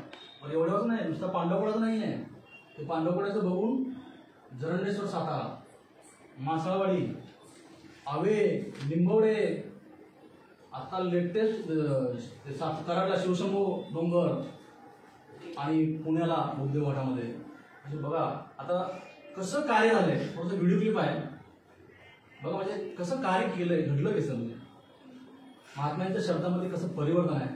आणि या म्हणजे त्यांना जो आशीर्वाद आहे महात्म्याकडून तोच आम्हाला आशीर्वाद, आणि त्यामुळे आमच्यामध्ये सुद्धा असं परिवर्तन व्हायला लागलंय. आणि हे झाडं लावत असताना बघा व्हिडिओ बघत चला, बघता आपण चर्चा करतो. म्हणजे बौद्ध घाटाचे व्हिडिओ असतील, पांडवकड्याचे व्हिडिओ असतील, सिद्धोबाचे डोंगरे असतील, जरंडेश्वरचे असतील, सातारचे असतील, म्हणजे किती सुंदर. म्हणजे वृक्ष संवर्धनाचं कार्य तनु मनू जिवे, कुठलाही भेदभाव फळाची अपेक्षा न करता ते कार्य चालू आहे आणि अखंड चालू आहे. म्हणजे प्रत्येक गावामध्ये जो साधक आहे विश्वदेवे, हा साधक प्रत्येक गावामध्ये हे कार्य चालू आहे, कंटिन्यू चालू आहे, त्याला खंड पडत नाहीये. आज जवळजवळ 35 ते 40 हजार झाडं लावून झालेले आहेत. नुसती झाडं लावलेली आहेत, त्याचं संगोपन केलेलं आहे, पाणी पाजणं, जगवणं, म्हणजे इतकं मोठं कार्य, म्हणजे ते संतांच्या शब्दाशिवाय, संतांच्या सामर्थ्याशिवाय, संतांच्या एनर्जीशिवाय हे होऊ शकत नाही. आणि हे परिवर्तन तुमच्या आमच्यामध्ये झालं आहे. मग आपण किती भाग्याचे, म्हणजे असे महात्मे आपल्याला भेटले, असे मार्गदर्शक महात्मे भेटले. बघा व्हिडिओ सरांनी पाहिला असेल किती झाडांचं महत्व आहे. आज झाड, एक झाड हे आनंदाचा स्रोत आहे. झाड हे सगळ्याला आनंद, विश्वाला झाडामुळे आनंद मिळतो, ऑक्सिजन मिळते. किती म्हणून झाडं लावून जगवली पाहिजेत, हे प्रत्येकाचं कर्तव्य आहे. आणि हा बाबांनी चालू केलेला यज्ञ असाच अखंड चालू राहणार आहे. म्हणजे बाबांनी काय केलं, पहिलं कृती केली, कुठं बोर्ड लावलं नाही, झाडे लावा नाही, पहिली कृती केली आणि मग आम्हाला सांगितलं. अजूनही कुठं आपला बोर्ड नाही आहे, कुठल्याच ठिकाणी बोर्ड नाही, पण कार्यक्रमाची चालू आहे. तसंच देहू मंदिर, देहूमध्ये विठ्ठलाचं मंदिर होतं, असं पडलं होते, पण सगळे लोक बघायचे, सगळ्या म्हणजे माहीत पडलंय. तुकाराम महाराजांनी जाणवलं, संत आहे की त्यांनी काय केलं की थोडी दगड, थोडी माती स्वतःच चालू केलं, कार्य स्वतःच चालू केलं, कृतीतून चालू केलं. आणि त्यांचं बघून एक गावाकडे आला आणि मग ते मंदिर बांधलं गेलं. म्हणजे संत काय करतात, पहिलं कृती करतात, आचरण करतात, म्हणून जगाला दाखवतात. म्हणून संत श्रेष्ठ आहेत. म्हणून संतांच्या शब्दाला भेटेच आहे, संतांच्या शब्दाला किंमत आहे. बघा कसं आहे, आता वाल्मिकी ऋषी झाला. वाल्या कसा होता आपल्याला सगळं माहिती आहे. वाल्मिकी ऋषी झाला कशामुळे, नारद मुनीमुळे. संतांच्या शब्दातली पॉवर आहे, शक्ती आहे. आणि नुसतं नारद मुनी म्हणजे वाल्या कोळी नाही, वाल्मिकी ऋषी सुद्धा झाले. कशामुळे, असे महात्मे त्यांना भेटले. असं त्यांनी ते ऐकलं, काय संतांचे शब्द ऐकले, त्याचं परिवर्तन काय झालं की वाल्मिकी ऋषी झाली. आणि वाल्मिकी ऋषी झाल्यानंतर ते रामायण जसं लिहिलं तेव्हा रामाचा जन्म नव्हता, तसा देव राम वागलेला आहे. परिवर्तन झालं. चांगला विचार, बारीक विचार, हे संतांच्या शब्दामध्ये येऊन टाकतो. आता हे झाडं लावणं, झाडे जगवणं, हे काय शब्द आहे. झाडे लावणं, जगवणं हे शब्द आहे. सद्गुरू भजन करणं हे शब्द आहे. बघा शब्दामध्ये किती पावर आहे. आज हे निसर्ग कार्य चालू आहे, अखंडपणे चालू आहे. आणि शब्द आपलं वाटतं शब्द समजून, शब्दामध्ये ताकद किती आहे, काय परिवर्तन लोकांच्या मध्ये. असं वाटतं का की मी केलं असं भाव होतो, नाही आहे. झाला सर म्हणजे सगळ्यांच्यामुळं, मी नाही केलं, काय सगळं आम्ही करतो आहोत. आम्ही वैयक्तिक कोणा सुद्धा स्वार्थ येतच नाही. मग त्या ठिकाणी किती पैसा लागला, तन मन धन सुद्धा आपण ते करतो झाडांच्या कार्यामध्ये. मग बाबांनी काय शब्द काय दिला, सद्गुरू भजन. बघा सद्गुरू भजन म्हणजे बाबा सांगायचे काय, ब्रह्ममुहूर्तावरती झालं पाहिजे. कधी झालं पाहिजे, ब्रह्ममुहूर्तावरती. ब्रह्ममुहूर्त कधी आहे, बाबा सांगा आपलं 4:40 ते 5:28. तसा ब्रह्ममुहूर्त 3 ते 6 आहे. बाबा सांगायचे की रात्री 9 ते 12 ते तसं झोपायला पाहिजे. जुनी माणसं खेड्यापाड्यातली, जुनी आपली जी भारतीय संस्कृती आहे, लोक 8 वाजता जेवायची, 9-9:30 करून झोपायची. आणि बरोबर पहाटे 4च्या दरम्यान त्याला जाग यायची. नाही जागे तरी कोंबडं वाव देते, कोंबडा आलं ते गावाकडे. बघा म्हणजे आहे, अलार्मची गरज नाही. आत्ताच्या ह्या कलियुगामध्ये काय लागले की माणूस झाला आळशी. आपल्यासारखे मनुष्य लोक तर रात्री 12 झोपत नाही. आता काय गरज आहे, ठीक आहे, डॉक्टरसारखे मंडळी आहेत, दवाखाना चालू आहे. आपल्यासारखं काय रिकाम टाकले जगाचं, टीव्ही बघ, कुठं काय बघ, हे ते बघ. बाबा तुम्ही झोपा, विश्रांती पण गरज आहे. 12 ते हक्काचा झोपायचा पिरियड आहे. फक्त तुम्ही 4:40 ते 5:28 हे सद्गुरू भजन करा. का करा, सद्गुरू भजन खूप ताकद आहे, खूप परिवर्तन होणार आहे. खूप तुमच्यामध्ये भक्तीचा मळा फुलणार आहे, जीव पूर्ण का. आणि बाबांनी यासाठी ग्रुप तयार केला. काय किरणने सांगितलं आमच्या प्रवचनामध्ये, विश्वात्मक देव ग्रुप आणि भजन ग्रुप. विश्वात्मक भजन ग्रुप हे 2 ग्रुप केले. जे विश्वात्मक भजन हा जगातला एकमेव ग्रुप आहे. ह्या ग्रुपवरती फक्त संतांचे विचार शेअर केलं. Good morning, good afternoon, good night, nothing. कुठलं भाग्याचं, कुठलं फॉरवर्ड, नथिंग. जर कोणी फॉरवर्ड केला तर ग्रुपमधला आउट पश्चातापून घ्या ग्रुप देण्यासाठी. फक्त संतांचे विचार. आणि भजन ग्रुप यासाठी केला की सकाळी उठला की नाही, हे संत ऋषी मुनी देव देवते आपले पितर हे वाट बघतात आपली, कधी वाट पाहे उभा भेटीची आवडी. ते वाट बघतात आणि आम्ही झोपतोय. आणि बाबा काय म्हणतात हे नित्य नियमित झालं पाहिजे. कसं नित्य नियमित, नित्य नेम प्राणी तो दुर्लभ. आपलं काय मागे व्हायला लागलो ना, कधी 4:40 4:50 बाबांनी वर्षावर बघितलं की 4:40च्या आतमध्ये भजन झालं पाहिजे आणि 4:40ला चिंतन 20 मिनिटं, पुढचं 20 मिनिटं भजन झालं पाहिजे. बघा रीत घालून दिली. त्याचं गव्हाड एक नंतर आहे, पण ही रीत काय घातली की आपण ब्रह्ममुहूर्तावरती झालं पाहिजे. का ते सगळे संत ऋषी मुनी सगळे आशीर्वाद द्यायला बसले आणि आम्ही झोपतोय. ती संत जनाबाई, संत जनाबाई तिनं प्रत्येक श्वासाबरोबर नाम घेतलं. काय प्रत्येक श्वासागणित हरणं मोजतो. आता जनाबाई तिनं लग्न केलेलं नाही आहे, तिला संसार नाही आहे, ती नामदेवाची दासी आहे. पण ती जेव्हा ब्रह्ममुहूर्तावर उठायची, कोण संत जनाबाई ब्रह्ममुहूर्त जेव्हा उठायची ना तर देवाची वाट बघायची. आणि मग देव नाही झाला तर काय म्हणायची, का रे देवा उशीर का झाला, तुझी वाट पाहता जीव माझा दमला, का रे देवा उशीर का झाला, तुझ्यासाठी सोडले घरदार सुखी संसार उशीर का झाला. बघा संतांच्या संत जनाबाई तर काय म्हणले असेल ती, असे संसार नाही तिचा. तर हे ब्रह्ममुहूर्तावरती उठायचे. काय जनाबाई स्वतः ब्रह्ममुहूर्तावरती उठायचे आणि देवाची वाट बघायची. संसार कुठला आहे, आपल्याला वाटतं की साखर झोपत, साखर झोपत मला उठू वाटत नाही. आमच्या मुंबईच्या नंतर बिलकुल नाही, कुणी उठत असं वाटते काय करून काय नाही. स्वर्गात वाटतं, स्वर्गात साखर झोपत स्वर्गात असं वाटतं. बाबाने खाटकाने जाग केलं काय, अरे बाबा हे क्षणिक सुख आहे. पाठीचं झोपायचं काय, साखर सुद्धा मला म्हणतो नाही क्षणिक आहे. पाण्याचा बुडबुड आहे, बुडबुडांना ताण लागेल म्हणतात, तसं हे क्षणिक सुख आहे. ते त्यांनी काय सांगितलं, संसार तर केला नाही, पण हा संसार सांगितलं काय, झोपेतनं उठायचा हे सुख सांगितलंय. आणि हे सुख कुठं आहे, देवाजवळ आहे. म्हणून सद्गुरू भजन करायचं, नित्य निमित्त करायचं, प्रेमानं आवडीनं एक निष्ठेनं नित्य नियमित ठरलेल्या वेळात आणि ब्रह्ममुहूर्तावरती. असं जेव्हा आपल्याकडनं होईल, अंतरंगातून होईल, कधी कसं प्रेमाने आवडीने एक निष्ठेने अंतरंगातून ठरलेल्या वेळेत आणि ब्रह्ममुहूर्तावर.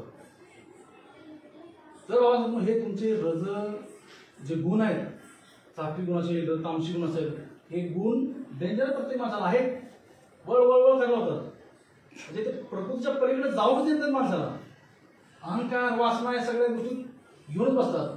पण जर हे सद्गुरू भजन ह्या ठरलेल्या वेळेत नित्य निमित्त असेल तर मात्र की हे गुण गप्प बसतात. काय गप्प बसतात, परिवर्तन होतं आणि माणसाला एकात्माचा अनुभव येणार. तू देव मी भक्त, सच्चिदानंद स्वामीचा मी एक अंश आहे.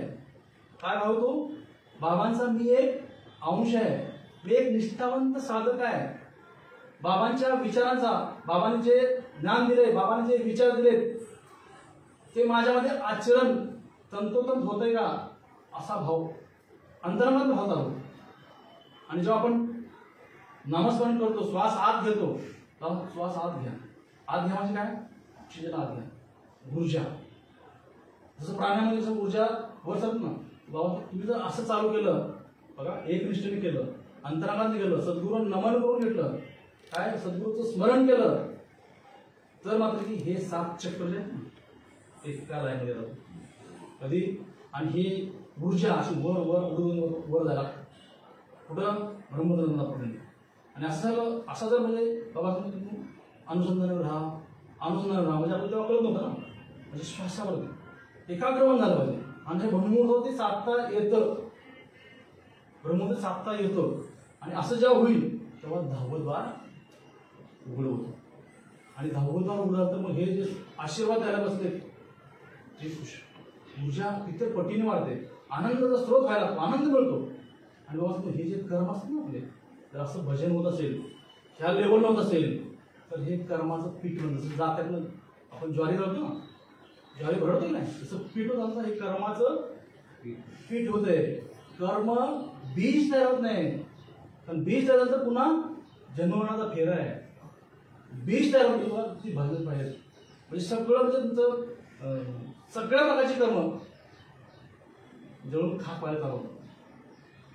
म्हणजे किती आणि आपला जो भाव आहे ना, भावामध्ये पूर्ण असा बदल होतो, अंतःकरण शुद्ध होतं आणि असं वाटतं की हे भजन असं कंटिन्यू चालू पाहिजे.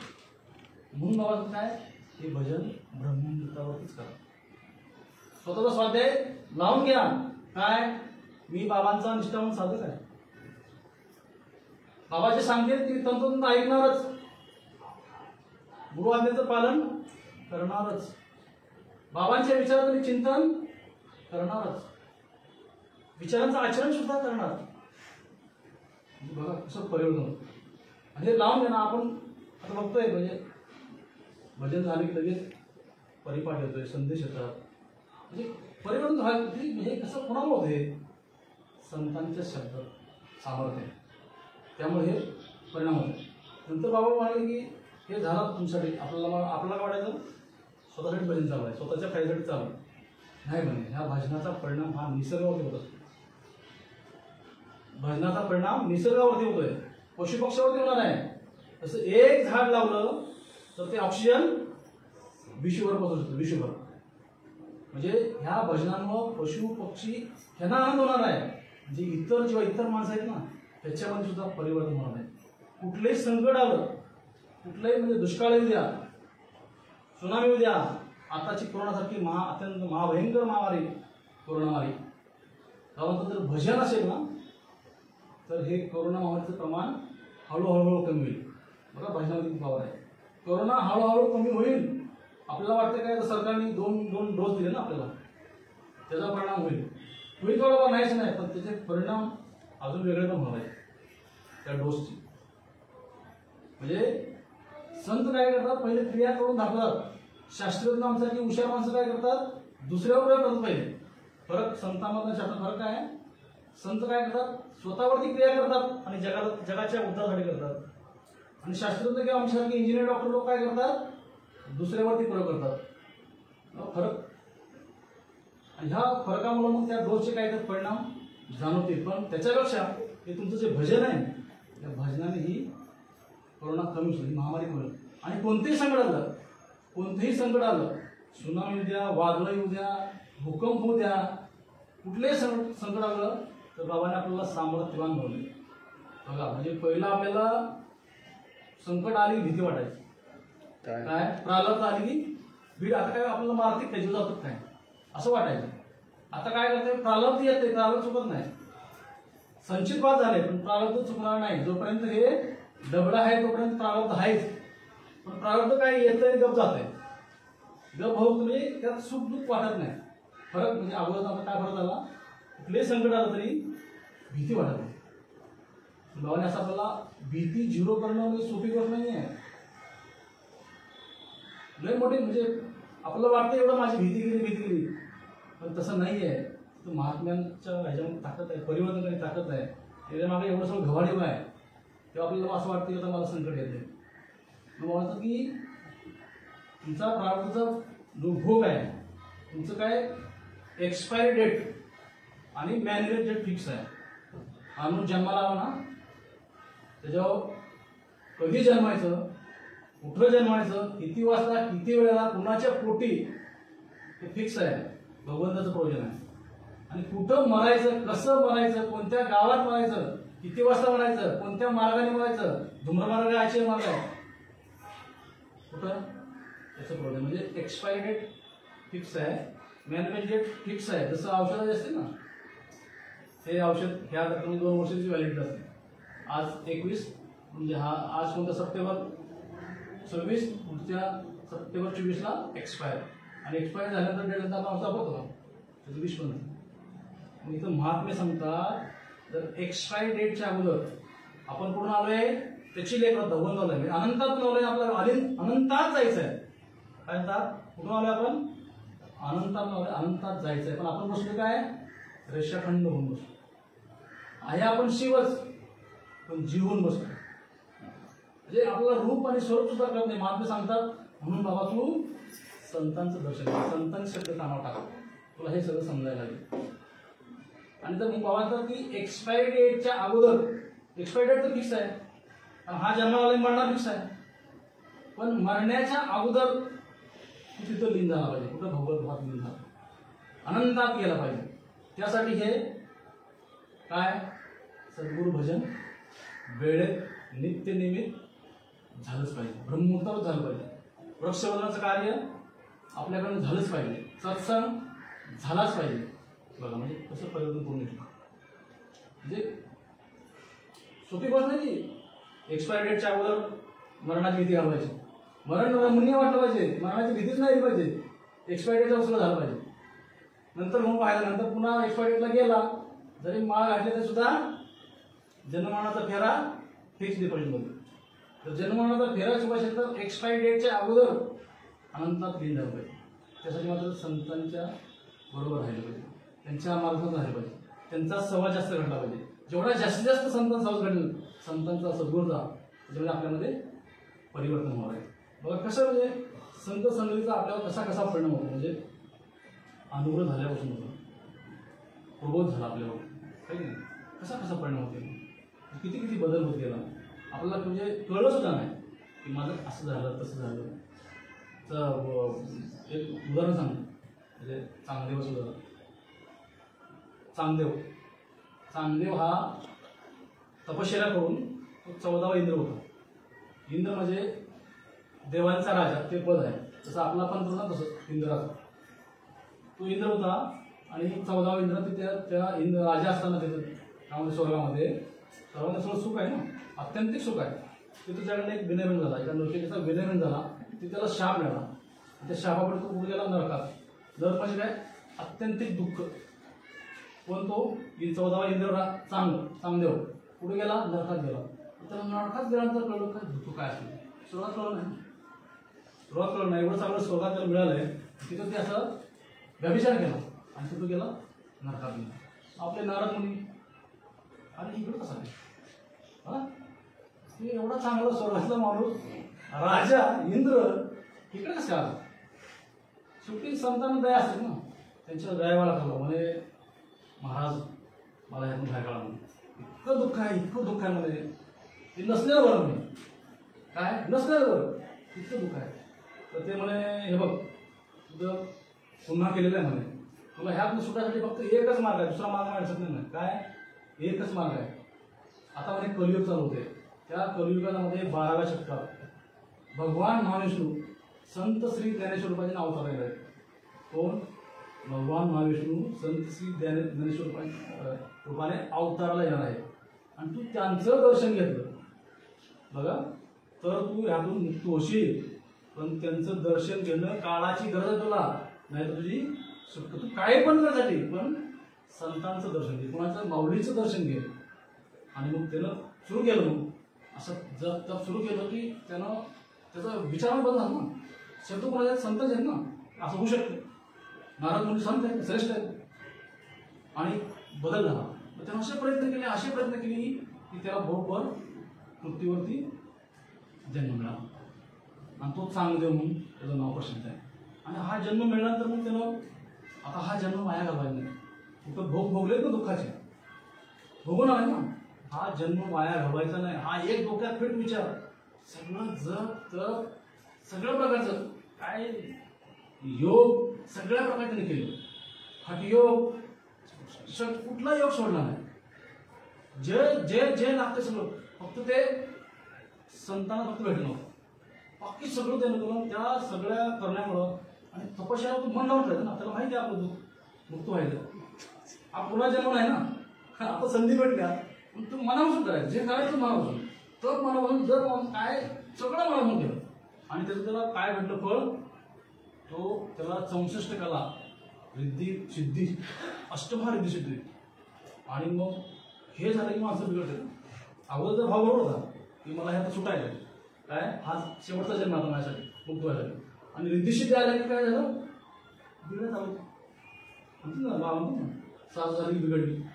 तसं हे थोडं बिघडायला लागले. डोक्यात विचार काय आहे की संतांची भेट द्यायचे, हा जन्म पुन्हा नाही, आपल्याला परम पुण्य करायचं आहे. आणि लागला बिघडायला.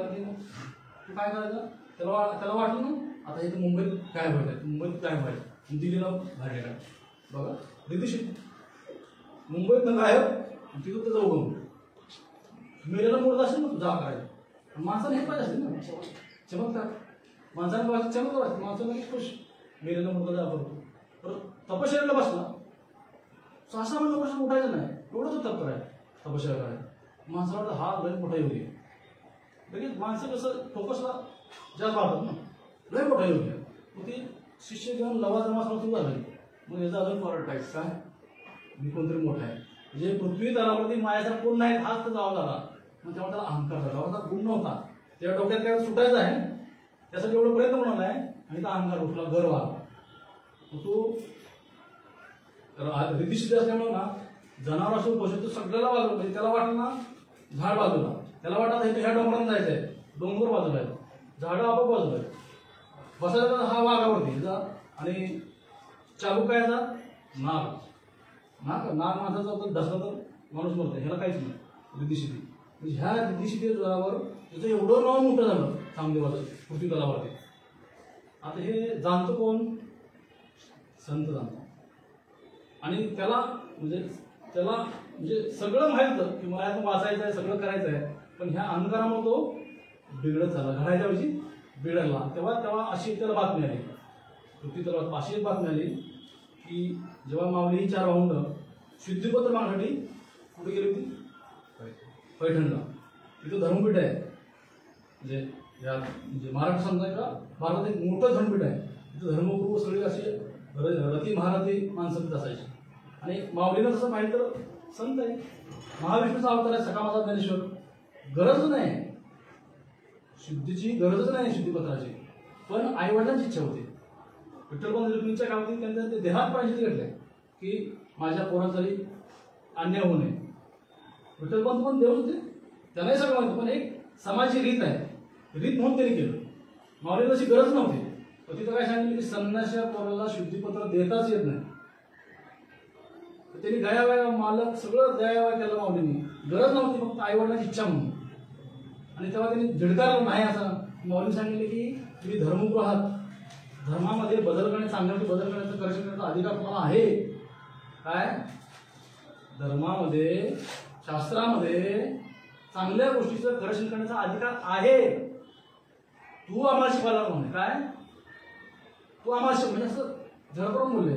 मग तेव्हा मुली म्हणले बाबा इथं सगळ्यांशी आहे अधिकार, प्रत्येक प्राण्यामध्ये, प्रत्येक पशुमध्ये, प्रत्येक जीवामध्ये हे तत्व आहे.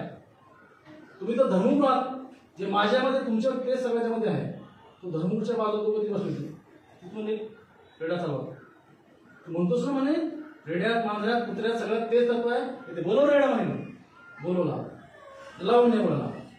तू म्हणे रेडा बोलला नाही माऊली. आता तू म्हणलास ना म्हणे सगळं तत्व आहे, बोलायला म्हणे. आता ती काळजी कोणाला, त्याला भक्त कसा आहे, भगवत भावी आहे, शुद्ध आहे ना, संत आहे ना, काळजी त्यांना. माऊलीला रेडा तू म्हणे जनावर बोलणार नाही, हा निसर्गाच्या विरुद्ध आहे, पण तत्व एक आहे.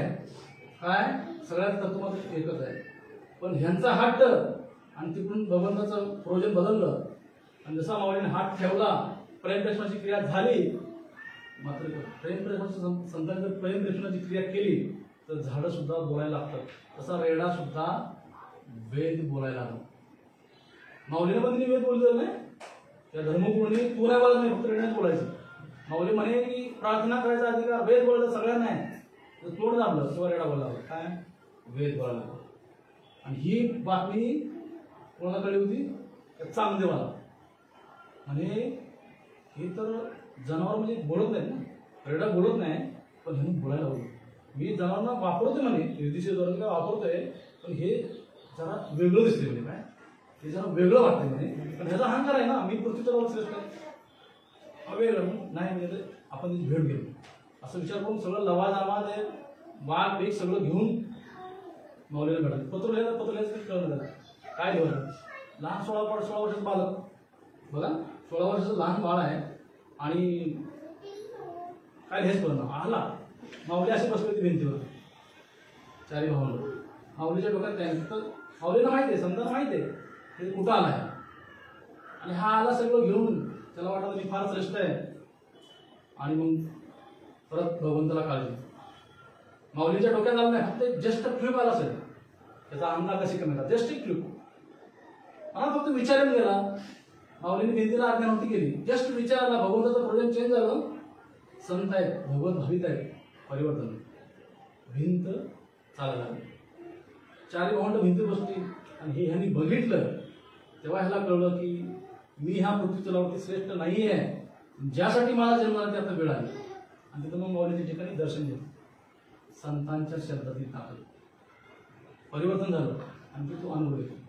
मग तो चांगदेव सुटला, मुक्त झाला. म्हणजे बघा कसं कसं कसं कसं परिवर्तन होते. म्हणून बाबा म्हणतात की हा विषय प्रयोजन समजून घ्या, कर्माचा संबंध समजून घ्या. कुणाला कसं कधी काय होईल सांगता येत नाही. प्रयत्न करणं आपल्याला आपल्या काळाची गरज आहे. म्हणून संतांच्या शब्दावरती विश्वास ठेवा, संतांच्या वचनावरती विश्वास ठेवा, चांगला विचार करा. आता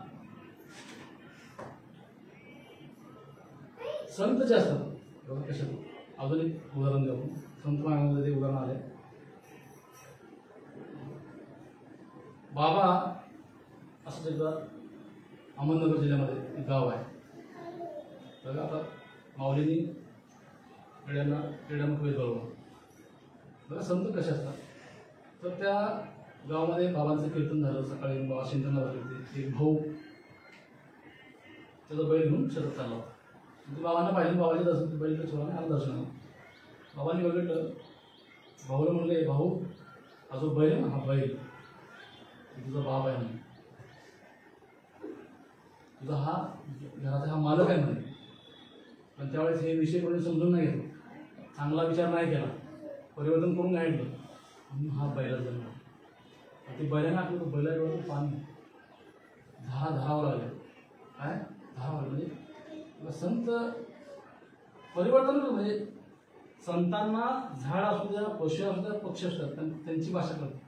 बाबा जेव्हा पांडवकडे येतात ना, आपण जेव्हा पांडवकडे जातो, आपला झाडं बघली की आपण आडून टाकू जातो, काय ते खाल्लंय, ते मोडलंय. बाबाने झाडं फ्रेश टोटली वाटतात. बाबाने काय भाडं म्हणजे बाबांना बोलतात, कुणी कसं कार्य केलंय, कुणी आळसपणा केलाय, कोण मेहनतीने केलंय, कुणी सद्गुरूची आज्ञा पाळली आहे, कुणी इथं अन्नदान केलंय. हा म्हणजे पैसे सुद्धा सहज गुरुपौर्णिमेला कोणी पैसे वरून काढत नाही. असं काही आपल्या ह्यातच नाही आहे. झप झप झप झप पैसे, आणि ते पैसे कुठं विश्वास होतो. स्वतः महात्मे खिशातले 10,000 1,00,000 पहिलं माझं विश्वास होत आहे. आता गाईची सेवा आपल्या नशिबात होती का मुंबईकरांच्या? तसं वृक्षसेवा आपल्या नशिबात नव्हतं, गाई सेवा आपल्या डोक्यात होतं अजिबात नव्हतं. बाबांनी जेव्हा बाबा रिटायर झाले, बाबांचं हे तर कार्य चालू होतं. सर्वांचा विषय धर्माचं कार्य, समाजात कसं पोहोचावं, कसं तळमळून करावं, ग्रंथाची निवड झाली, सगळं बाबांचं कार्य चालू होतं. पण बाबाने असं विचार केला की आता मी रिटायर झालो, माझा रिटायर म्हणजे शाळेतला जो वेळ आहे, जायचा यायचा किंवा शिकवायचा मुलांना, तो वेळ काय असं जस्ट नुसतं विचार आला की एखादी गाय घेऊन सांभाळून तिची सेवा करावी, नुसतं जस्ट ट्रिप. बघा म्हणजे परिवर्तन झालंय. भगवंत भावित श्रीबाबा म्हणाले, हे काय काय 20-25 घे आणि तुझ्या सगळ्या विश्वास मुलांना सेवा करायची संधी होती तुझ्या सकट. बघा रियाजणला गायी आल्या तिथं, म्हणजे कसं कसं म्हणजे सकाळी 7ला आपण जायचो, संध्याकाळी 7 यायचो. ती शक्ती, ती ऊर्जा, ते सद्गुरूंचं वलय, ऊर्जा देणारं कधी काय वाटलं नाही. आणि गोवर्धन सेवा काळाची गरज आहे. आपला देश वाचला असेल तर झाडं लावून जगली पाहिजे आणि गायींची काळजी घेतली पाहिजे. आपल्या देशातल्या त्या गायी आहेत, त्या गायींची काळजी घेतली पाहिजे. म्हणजे बघा संतांच्या विचार म्हणून आत्मसात झाले पाहिजे, संतांचे विचार आत्मसात झाले पाहिजे, तरच परिवर्तन होतं. आता बरेच म्हणत होतात की संत कोणाला म्हणायचं, कसं वळा, म्हणजे मग झाला विषय. आता आपण सत्संगात संत कसं वळायचं. आता सेंट्रल डॉक्टर आहे, त्यांचे 4 माणसं घेऊन आले अनुग्रह देण्यासाठी. ज्यांनी आपल्याला अनुग्रह दिलेला आहे, ज्यांनी आपल्याला प्रबोध केलेला आहे, ज्यांनी आपल्या जीवनामध्ये परिवर्तन केलेलं आहे, ज्यांच्यामुळे आपल्याला सत्संग घडतोय, ज्याच्यामुळे आपल्याला विश्वकर्माच्या कार्यामध्ये सहभाग होतोय, ज्याच्यामुळे आपल्याला भजनाचा आनंद घेता येतोय, अशा संत. आणि काही माणसं येतात, बाबा सांगतात काही लोक घेतात पण काही शब्द कानावर घे काय काही लोक घेत नाहीत कारण काय लोक भाव भैरे दिसत नाही म्हणून आंधळा समोर संत दिसत आहेत तर तुला संत दिसत नाही आंधळा आहे भैरा आहे आपण असे आंधळे भैर होतो आहोत आता आपल्यामध्ये परिवर्तन झालं बघा म्हणजे म्हणून प्रत्येक क्षण हा परिवर्तनशील आहे प्रत्येक क्षण सुसंगती सदा घडो सुजन वाक्य खाणे पडो बघा संतांचे सुजन म्हणजे संतांचं वाक्य जर आपल्या कानावर पडलं तर परिवर्तन होतंय म्हणजे बदल होत जातोय बदल बघा बाबांच्या जे बाबासोबतच्या काळामध्ये किंवा प्रत्येक खेड्यावर जायचे तर बरीच लोक म्हणजे नामच घ्यायचे बाबा जेवढं सांगायचे काय बाबांनो की हा विषय समजून घ्या हे सुख कशामध्ये आहे हां प्रत्येक माणसामध्ये सुख आहे प्रत्येक माणसामध्ये देव आहे देवाचा अनुभव कसा घ्यायचा ती एक संत रीत आहे त्या रीतीने केलं तुम्हाला लगेच अनुभव देतो बाबा कोण सांगायचे की तुम्ही बसा तुम्हाला अनुभव देतो आणि मग माझ्याशी बोला तरी लोक नाम घ्यायचं म्हणजे बाबाचं कीर्तन व्हायचं करून व्हायचं पण 4-5 लोकच घ्यायचे असे बरेच त्यामध्ये असणारे जे दरोडेखोर होते जे उठल्या तांब्यावर दारू प्यायचे चवीवर दारू प्यायचे अशा माणसामध्ये बाबांनी परिवर्तन केलं आपण जेव्हा मोठीला जायचो ना सुंदरीच्या कार्यक्रमाला तिथे आम्ही ऐकलंय की माणसं त्या डोळ्यात धरायच्या बाबांनी माझ्यामध्ये कसं परिवर्तन केलं मी रोज म्हणे शनिवारचा बाजार असो गटारातच पडायचो सकाळी उठली मला तांब्यावर लागायचं गावठी गटारंगात आणि बाबांचे शब्द ऐकले आणि परिवर्तन झालं दारू सुटली संसारामध्ये परिवर्तन झालं लोक रडून सांगतात दरोडेखोराचं परिवर्तन झालं किती तर लोकांनी बाबांनी जे बाबांच्या सहवासामध्ये आले ज्यांच्या बाबांचं वाक्य कानी वळलं सुजन वाक्य त्यामध्ये परिवर्तन झालेलं आहे आपला बाबांचा सेवाचा सहवास कसा आहे बाबांचा आणि सेवाचा सहवास कसा आहे बाबांच्या कार्यासाठी आपले बाबा स्कूटरवरनं कुठं जायचे कुठे काय स्कूटरवरनं मोठी कुठं आहे किती किलोमीटर आहे आम्हाला एक कामोड्यात वाशीतनं सांभाळायला आम्हाला जवळ येतं वाशीतनं सांभाळायला आहे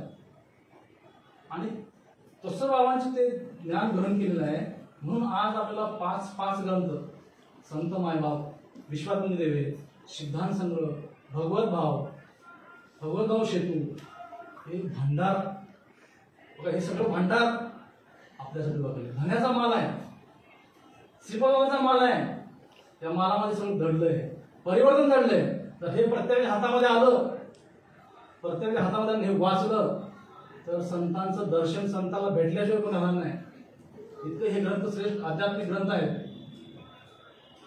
म्हणून संतांच्या विचारावरती विश्वास राहिला पाहिजे विश्वास बसला पाहिजे चांगला विचार केलाच पाहिजे बाबा कसे आहेत म्हणजे सूर्याची प्रखरता बघा चंद्राची शीतलता आकाशाची विशालता समुद्राची अथांगता आईच्या प्रेमाची वात्सल्यता ज्याची त्याची त्याला जागा दाखवून देणारे वज्रासारखे कठोर पण आपल्यासारख्या अशा माणसांना जे सद्गुरूंनी निष्ठा ठेवणार आहेत अशांना पोटाशी धरून लोण्याहून मृत आहेत आणि असे महात्मे आपल्याला भेटले म्हणून बाबांचं जे कार्य आहे ग्रंथ असेल वृक्ष संवर्धन असेल गायीचं सेवा करणं असेल ते तनु मनु जीवे आपल्याला करता आलं पाहिजे तनु मनु जीवे बाबांची घालून दिलेली रीत आहे त्या रीतीचा प्रचार नामाचा प्रचार आपल्याला करता आला पाहिजे किती म्हणजे सुदम वाक्य कानी पडो संतांचं वाक्य सूचन वाक्य जर कानी पडलं तर बाबा आपल्या RNA मध्ये DNA मध्ये प्रत्येक पेशीमध्ये परिवर्तन होतं प्रत्येक पेशीमध्ये जसं एक बाबाने उदाहरण सांगितलं काय संतमामध्येच आहे मुख्याचं उदाहरण मुख्याचं असं DNA RNA पेशीमध्ये कसं बरं झालं कशी प्रेम परीक्षणाची क्रिया होते महात्म्यांची कशी संत कृपा होते तो 17-16 वर्षाचा मुलगा मुका होता कशामुळे मुका होता तर जे आपल्या तोंडामध्ये ग्रंथी आहेत ना डाळ बनते ती डाळ प्रमाणाच्या बाहेर झाली तर माणूस थोडं बोबडं बोलतोय आती झाली तर बोलतोय जीवच जडू जे परफेक्ट असेल तर माणूस स्पष्ट बोलतो जरा थोडे त्याचं पर्सेंटेज वाढलं तर बोबडा बोलणार आणि अजून जास्त वाढलं प्रमाणात जास्त तर जीभ जडून बोलताच येत नाही असा तो मुका आणि त्याची डाळ तोंडातून बाहेर पडल्यामुळे सगळी दुर्गंधी यायची लोक त्याला घाणेरडा म्हणायचे मुका म्हणायचे नावं ठेवायचे आणि त्याचं काही जास्त शाळा पण झाली मुका असल्यामुळं जमतेम झाली थोडीफार आणि ते शेतीचं काम करायचं त्याविषयी वाघोलीमध्ये ते गाव वाघोली हवेली तालुक्यात पुणे जिल्ह्यामध्ये बाबांचं कीर्तन होतं आणखी ती बाबांचं कीर्तन ऐकलं. तोच विषय माणसाला इथं ऐकणारे सोन्याहून पुढे म्हणे बाबा, पण सांगणाऱ्यामध्ये दोष आहे म्हणून देवाचा अनुभव होत नाही. देव रोकडा आहे म्हणे, देवाचा अनुभव घ्यायचा रोकडा आहे. तुम्ही आत्ता बसत तुम्हाला देवाचा अनुभव देतो. पट्ट्यांच्या उलटी काय काय देव रोकडा आहे, देवाचा अनुभव लगेच त्यानं मग त्या दिवशी घेतलं नाही. 2-4 वेळा असं म्हणजे वाघोलीच्या बाहेर आसपास कुठे असं बाबांचं कीर्तन करत तू जायचा, पळत पळत जायचा, सगळ्यात पुढे बसायचा, बाबांचं कीर्तन ऐकायचा, कीर्तन झाले बाबा दर्शन घ्यायचा आणि पळत पळत पळत जायचं. ती रात्री किती वाजली आसपासच्या कुठल्याही गावात जर कीर्तन असेल असं त्याला 3-4 वेळा केल्यानंतर त्याला असं वाटलं की बाबाचं की असे लोक नुसते ऐकणारे पण आहेत, आंधळे पण आहेत, बहिरे पण आहेत. मग त्याला ते क्लिक झालं आणि एक दिवशी त्याने बाबाकडे गेला म्हणजे आम्हाला बोलता येत नाही, बोलता येत नाही. आता शब्द दिला बोलता येत नाही. बाबाने लगेच पाठवून हात बोलले तथाच केलं झालं. बाबाने चिंतन करतो, चिंतन करतो. चिंतन करायला काय झालं होतं की थोडं थोडंसं जीभ बरोबर करायला लागली. मग दुसऱ्या गावात बाबांचं त्याची प्रवचन होतं, कीर्तन होतं संध्याकाळ होतं. बाबाने बाबाचं प्रवचन असतं ते गेला होता. बाबाने आता जाऊ नको, सकाळी थांबा. सकाळी बाबा उठले, ब्रह्ममुहूर्ताच्या उठले, चिंतनाला बसले, घ्यायला बसलो. बाबा जसं जवळ खडक खडक खडक खायची आवाज, फुल अवस्था, फुल अवस्था. तर ते नामाचा अनुभव आपलं संतांचा आशीर्वाद कृपा आहे, तिची अवस्था फुल झाली. आणि त्यामध्ये काय जी ऊर्जा होत ना, ऊर्जा तिची दाळची प्रमाणाच्या बाहेर होती ना, ती कमी व्हायला लागली. त्याची जीभ पुढे हल्ली. बोलताना असं नुसतं जीभ हल्ली. बाबा म्हणे तू असं रोज चिंतन कर. बाबाने आशीर्वाद दिलेच आहे, कृपा केलीच आहे. आणि असं त्यानं चिंतनात असं बोलवायला म्हणजे बुगडी तू भाषा बोलायला लागला, थोडी थोडी थोडी बुगडी भाषा बोलायला. आणि बाबांच्या प्रमाण पण दिलं लागलं. तो नाचायचा लोकांचं म्हणजे लोकांना विषय वाढायचा काय मुखाचा बोगडा बोलावा आणि प्रमाण पण द्यायचं. ज्यास वाटे देवा त्यांनी सत्संग करावा. बाबांच्या वाटे ज्यास वाटे देवावा त्यानं सत्संग करावा. बघा म्हणजे असं एक दिवशी काय झालं की बाबांचं कार्य वाढण्यासाठी महाराष्ट्रातून ठरवलं म्हणजे सगळ्या अधिकारी लोकांनी. अधिकारी म्हणजे अधिकारी तरतूद निर्माण केली. लोक अधिकाऱ्यांमधून मोठा गोंधळ व्हायला लागला. तरतूद नामाचा अनुभव किंवा नाम सगळ्याला प्रत्येक गावावर नाम बीज वाढावं, भागवताचा प्रथम प्रत्येक ठिकाणी गावाने तरतूद केलेली आहे. मग ते सगळे महात्मे त्याशी वागवलेलं 3 दिवसाचं वर्ष मिळावं, कीर्तन प्रवचन हे सगळं. आणि मग सुरू झालं पहिल्या दिवशी. हे प्रमाण द्यायचं ना, प्रमाणामध्ये लोक बरं वाटायचं, लोकांना प्रमाणात बरं वाटायचं. मग त्या दिवशी माने बाबा होते ना, ते म्हणले की तू 1.5 तासाचं चक्कर कीर्तन तर करतो म्हणे. बाबांची परमिशन लगेच कीर्तन बाबा बघा सुरू झालं कीर्तन. म्हणजे माने बाबा, नारायण बाबा, बाबा रामदास बाबा सगळे महात्मे होते. आणि सुरू झालं बाबांनी बोलता बोलतो असा बोलला की महात्म्यांनी माझ्यावर अशी कृपा केली आहे की तिचे उपकारच फेडू शकत नाही, उपकारच फेडू शकत. असं बोलता बोलता ते मानेवा नेहमी तिथे घराचा त्याग करून हिमालयात गेले दिवसांनी. त्यांना तिथे जागेवर खटकन आणि नारायणराव तर उठून तिथं आले, त्याचे पाय पकडले, आलिंगन दिलं, सगळं धर्ममंडप स्तब्ध झाला. बाबांची वाक्य बोला, बाबांची प्रमाण सहज त्याच्या तोंडातून बाहेर पडायला लागली आणि तो स्पष्ट बोलायला लागला परिवर्तन.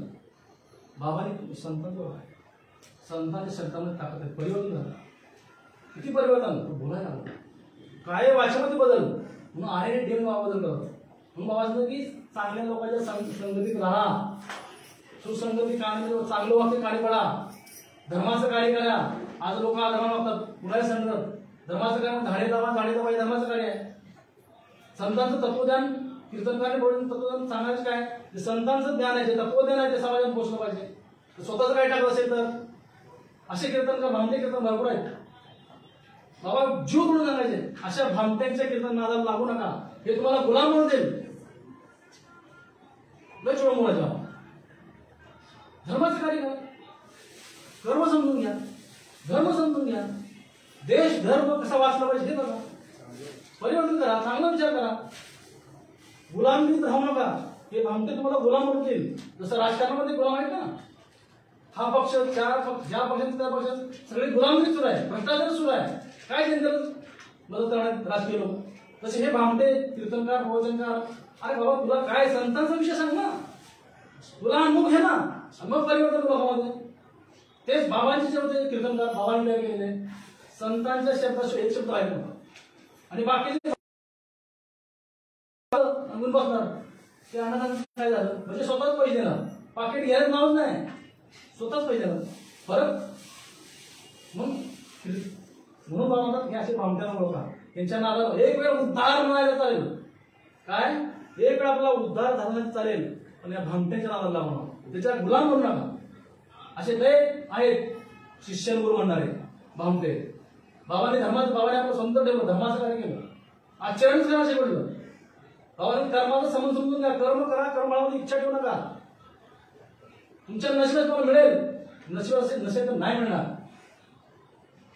काय नशिबात असेल मिळेल नशिबात नसेल तर नाही मिळणार म्हणून कर्माचा संबंध समजून घ्या बाबाचं महावाक्य नेहमी 4 वाक्य विषय प्रश्न समजून घ्या कर्माचा संबंध समजून घ्या चांगला विचार करा बारीक विचार करा फळाची अपेक्षा करू नका हे धर्म आहे झाडं लावा झाडं हा धर्माचा विचार आहे गायीचं सेवा करा हा धर्माचं काम आहे जनता जनावरांची सेवा करा धर्माचं काम आहे देश वाचवा धर्माचं काम आहे निसर्ग वाचवा धर्माचं काम आहे अधर्माने वागू नका गुलामगिरीत राहू नका तळमळीने सांगायचं बाबा तळमळीने संतांवरती तुझा विश्वास आहे ना त्याच्यामध्ये परिवर्तन अजिबात राहत नाही संतांच्या शब्दामध्ये एवढी पावर आहे परिवर्तन बदल होतो म्हणून संत असे उदार संत महात्मे आपल्या जीवनामध्ये आले आणि आपल्या सर्वांचं परिवर्तन केलं आज कुठून कुठल्या लेवलला आपल्याला लागलाय म्हणून संतांच्या पायी हा माझा विश्वास झालेली सेवा सद्गुरू चरणी अर्पण करतो आणि सेवेला पूर्ण आणतो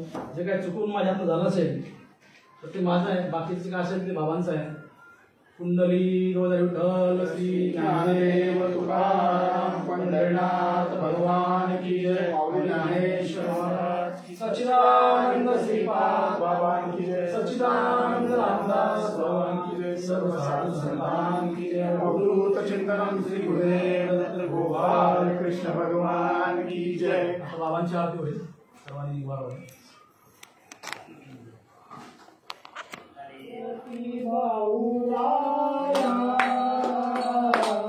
स्वामी सद्गुरुराया सच्चिदानंद मूर्ती सांभाळा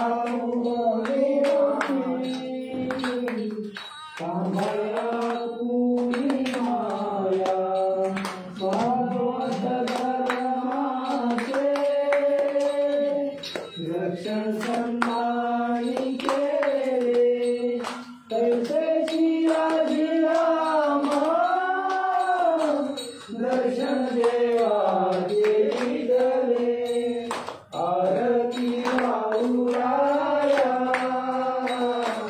स्वामी सद्गुरुराया सच्चिदानंद मूर्ती सांभाळा पूर्णी माया आणि तुझ्या चरणासी सारे भक्त गणाले त्यासी अभयदान समर्था तुवा देवी आरती बाहुराया स्वामी सद्गुरुराया सच्चिदानंद मूर्ती सांभाळा पूर्णी माया